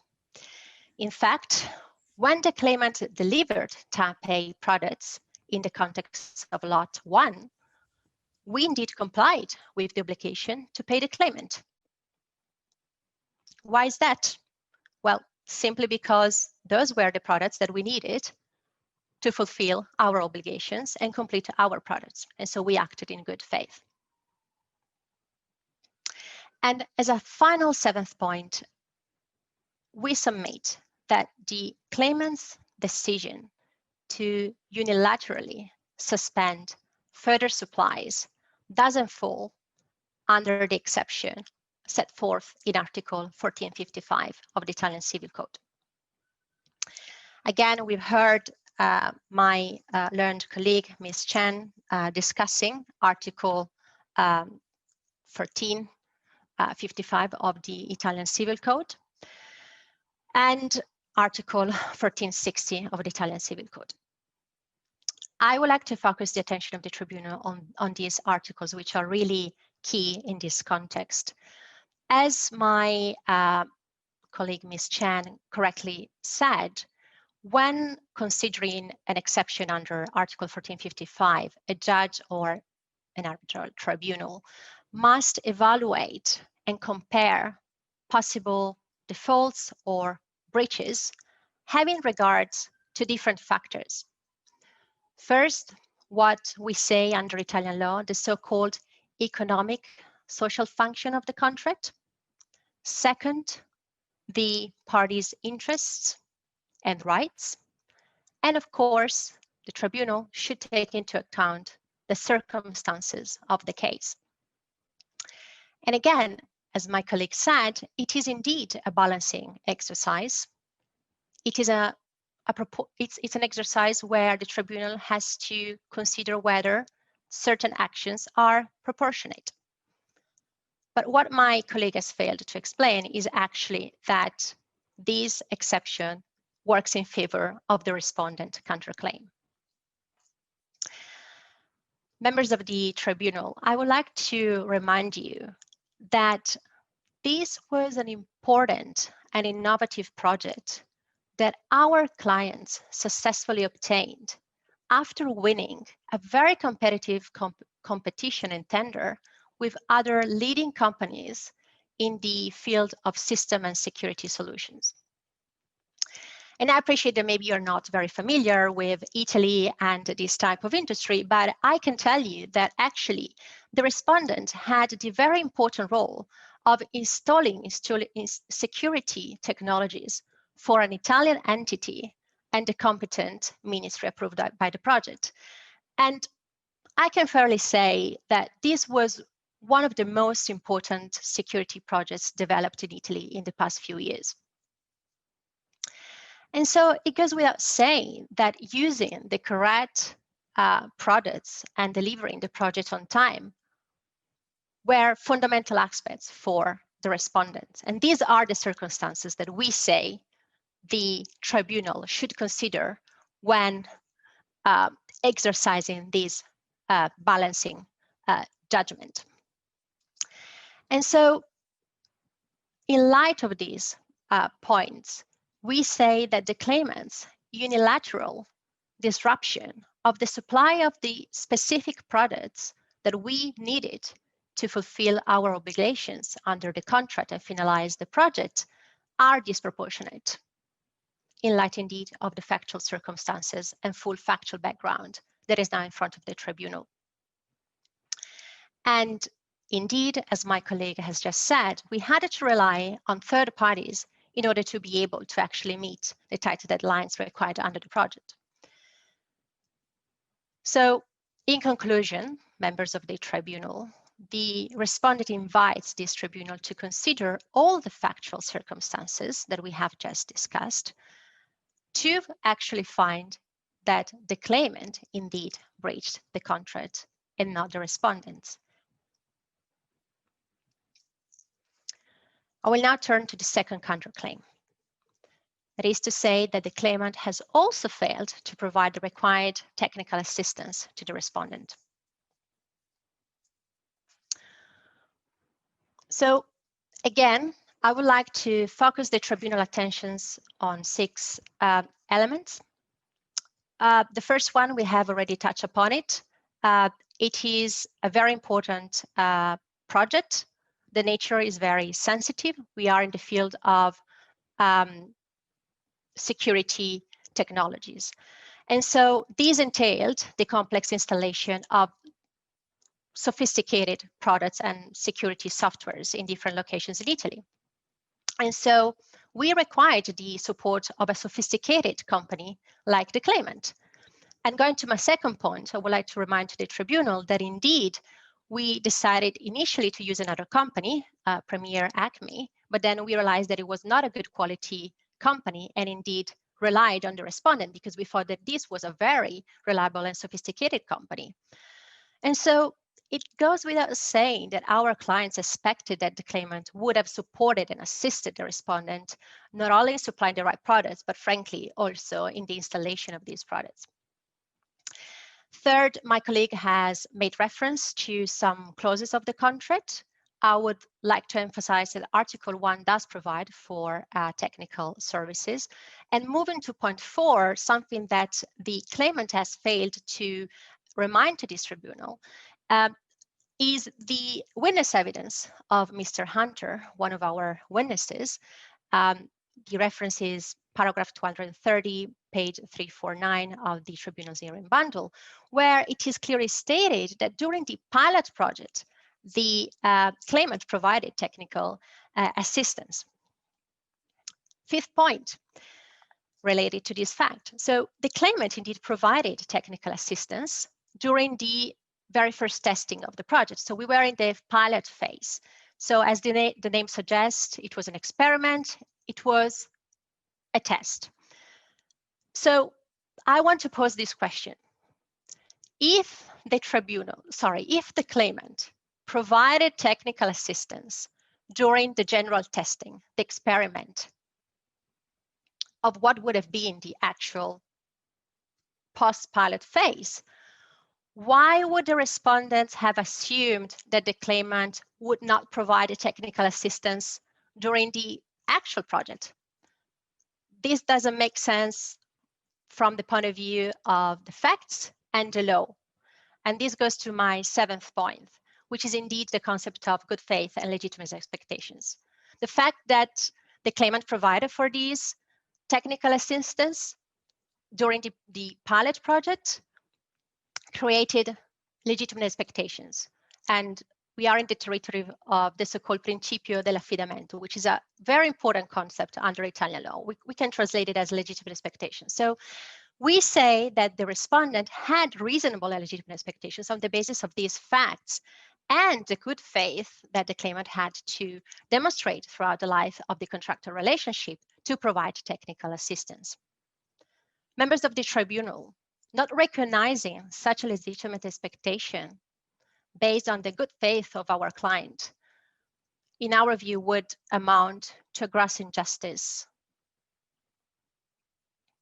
And therefore, I respectfully invite the tribunal to find that claimant has breached the obligation to supply technical assistance, and we should therefore be awarded our claims.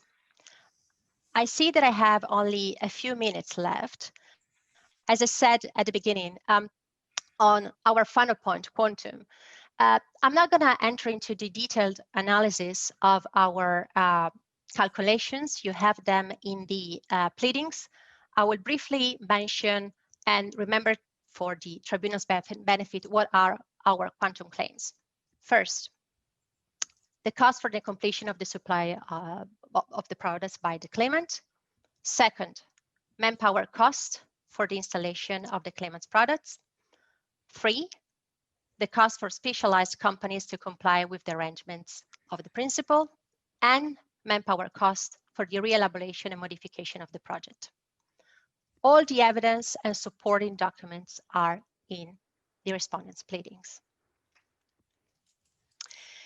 In conclusion, on the matter of the respondent counterclaims, the respondent invites the tribunal to find that 1, the claimant has breached the contract by unilaterally and unlawfully disrupting the supply of the products that the respondents required under the contract. And this has caused significant losses for our clients, which we want to be reimbursed. And second, the claimant has failed to provide the required technical assistance, abandoning the respondent in the second phase of this very delicate project, and again exposing our clients to further losses. Mr. President, members of the tribunal, thank you for your attention. This concludes my oral submissions on counterclaims and the respondent submissions for this day. Thank you. Thank you very much, Ms. Gambarini. And do either of my colleagues have questions to ask at this point?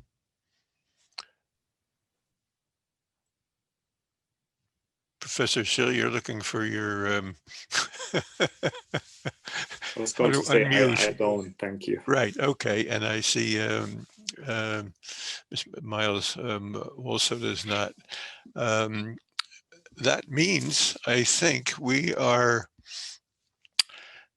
at the point where the three of us must break, and don't be surprised if we take a long time, because I think we seem to be very much on time. And this has been a spectacular performance by everybody involved. It's easy to see how you all became the finalists in this. And one of you mentioned that, you know, maybe you all want to go home. Well, I'm in Washington, D.C. at the present time, and it's just coming up to it would be a time for early lunch, and I'm actually home. So I of course, can't speak for my colleagues, but I, for one, will not be disadvantaged by taking whatever time is needed to, it's sort of like I'm not sure the comparison is right because I've never done a Rubik's Cube, but this is a very difficult situation in which you've put it. As far as I'm concerned, you obviously are all winners. Otherwise, you wouldn't be here in this final. Seems we may have to make choices, but I am. Whatever they are, everybody should feel congratulated on an incredible performance. And I'm always delighted to see young people, especially those much younger than I am, be so articulate and so successful in their performances. And I think, unless I'm mistaken, it is now we are to be put by the IT operators in some place where none of you can hear us until we come out of that. There's no such thing as a smoke-filled room these days. That's an old American political expression. But we will see you all as soon as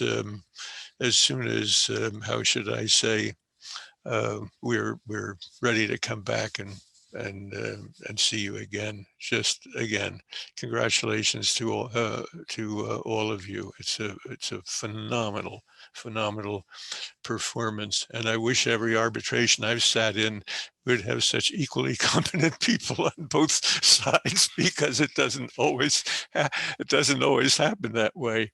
Right.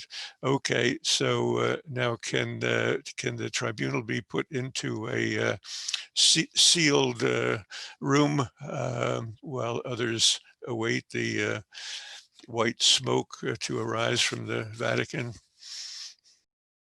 All right. Well, you can tell from the time we've taken, I guess exactly as I said, it's, it's like trying to choose between twins, identical twins, which, of course, no one ever does. But we're obligated to do that here. I want to say, first of all, that, well, I've had some involvement in Delos prior to this.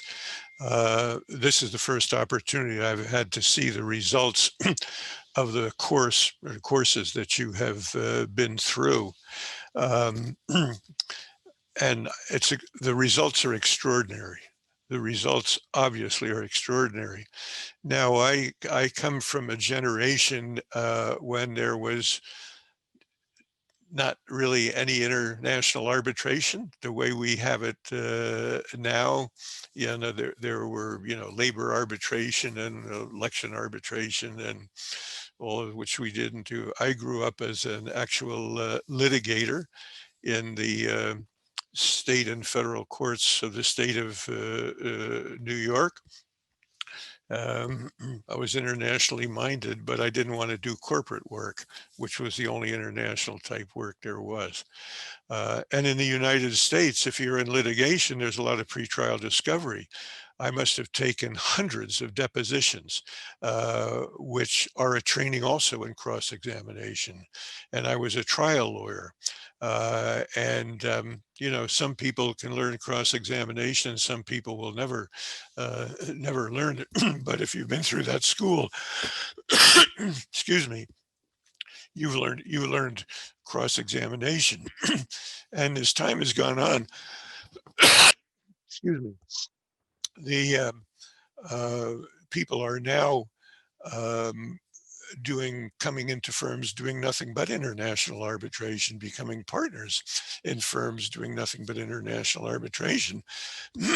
And they haven't been through the mill that my generation went through in cross-examination. So they have to have courses in it. And the three of us are absolutely unified in, I would say, astonishment as to how well all of you have done in cross-examination. You obviously have a natural skill for it once you're exposed to the training, but it seems to me taking courses like this, I give a lot of credit to Delos, and David Karen was one of the people involved in it at the start. I really heard about it through him. These courses are great, and you're so smart, so smart to have taken them, and you've also done so fantastically. I think the same is true for advocacy, which is, yeah, it's always a learned skill. So people I've dealt with, you know, 40 years ago in international arbitrations when I got into it, where advocacy is something that all lawyers have done, but to develop the kind of skill that the two teams here have demonstrated in it is, may I say, gobsmacking.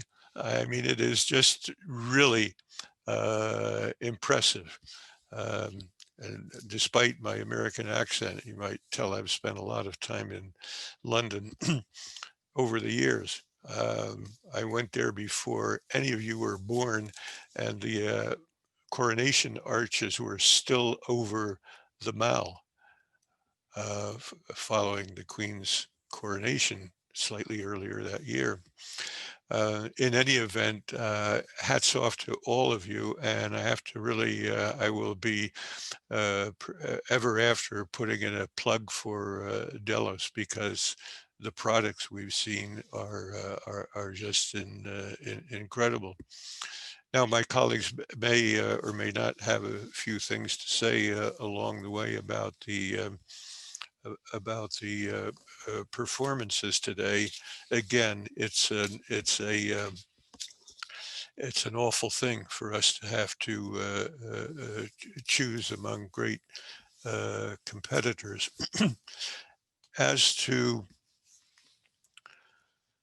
the cross examination, the prize goes to Trisha Mitra. And along with that, I gather goes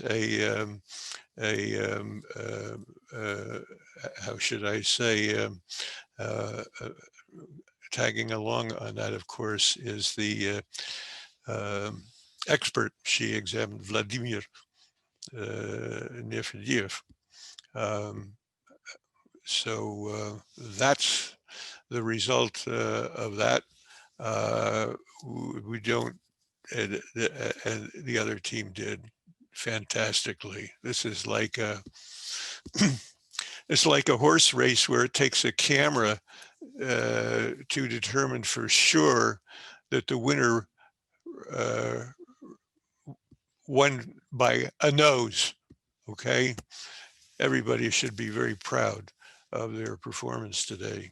With respect to the advocacy, the prize goes to Heather Clark and Elizabeth Chan. And again, it's like the whole thing here is like, I should not a nose, a half a nose or a quarter of a nose. You all have been fantastic. And those are the, you know, those are the outcome. Nobody should go home unhappy. You've all been stars. Anything to say further? Either of my colleagues? Let me just add one thing. I mean, I echo Judge Brower's comments. He's not just saying it. We were so deeply impressed. And I know you're all at a relatively early stage in your careers. So this is in part to your talent, and I've seen many of you before and know many of you, but I think it speaks volumes for this course and the quality of this program and the value of this program. And this is, as we know, the inaugural ROAP, and it's dedicated to Professor Karen. And can I just say, because I think it bears saying, you know, we all know David was an angel of a man, but he was a magnificent mentor, and he worked really hard to bring out the best in everyone he worked with. And he cared enormously about his students and those more junior to him. And as it was evident from his memorial in London, his students cared equally for him. So I just want to say, and I feel a little bit emotional about it, but I just want to say, you 6 lawyers here today have truly honored his legacy. So thank you. So I also want to add sort of my thanks to everybody, also the appreciation for what I thought both on the cross-examination, and this goes for both teams, and on the oral submissions. Again, this goes for both teams. I think those were you know, very, very professional performances, better often than what one sees in actual arbitrations. So this is something that, you know, nobody has to hide behind. Of course, I know that, you know, one is always very happy about winning, but I think the true win here is even making it to the finals. And that shows that you're still going to go far, you know, in this profession and in this field. At times one wins a proceeding, at times one loses, but the whole thing is a repeat game. And, you know, the roles change. And I think, you know, for all of you, the trajectory is really upwards. So thanks a lot for what I thought was a really enjoyable afternoon and early evening. Continue doing this. And I'm looking forward to seeing you, I'm sure, in some other capacity in real proceedings. And, you know, some of the winners today may be sort of on the losing end then, and some of the sort of second places today will be the first places then. So I think that's what counts. Thanks a lot, and bravo to everybody. Thank you. I believe for a closing, we will have a word from, is it Reza Mohtashami? It is indeed, Judge Brower. Hello, everyone. Thank you for your great contribution today to all 3 of the arbitrators. I was asked by Hafez to make a few concluding remarks on behalf of the newly inaugurated steering committee of ROAP, the Remote Online Advocacy Program. And rest assured, given the time, that I'm going to make my remarks very short indeed. Let me start by just echoing the points made by Wendy at the outset today and by Judge Brower at the closing of the program just now about the important role that oral advocacy plays in our profession, in international arbitration, and the valuable contribution that programs such as ROAP make to developing the advocates of tomorrow. I want to start by congratulating all of our finalists today, our practitioners and experts alike, who did a wonderful job and are a real credit to ROAP, as well as congratulating all the other practitioners who participated and completed the program. It really was a challenge to pick our shortlisted finalists from a strong group that entered the competition this year.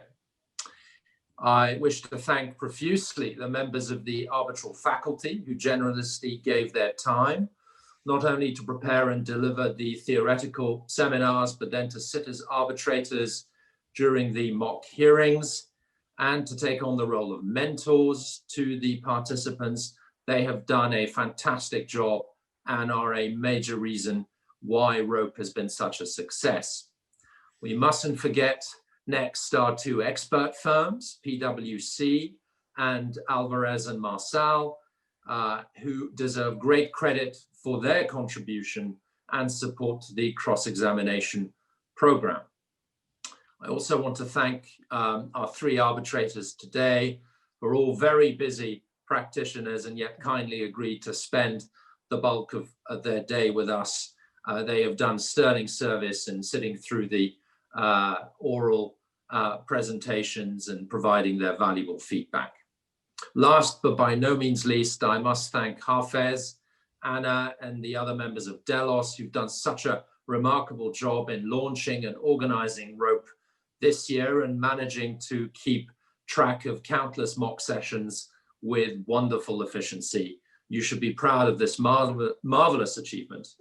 Very well done, and good luck next year as ROAP becomes even bigger with 3 editions planned, 1 for Europe, Middle East, and the Africas, and Africa, 2nd, an Asian program, and 3rd, a Spanish language edition aimed at the Americas. So that will involve even more logistical organization by the Delos team.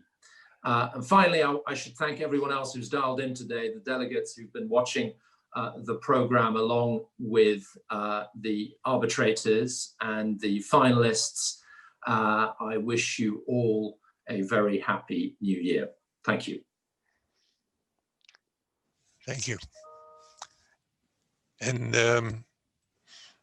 with that, we all may have lunch, dinner, breakfast, whatever is appropriate wherever you are. And our applause to all of you. And we appreciate the opportunity to have been with you today and renew and increase our optimism for the future of this profession and this field. Thank you so much to Delos. Bye. Take care. Good holidays. Bye-bye. Bye, Charlie. Thank you. Hey.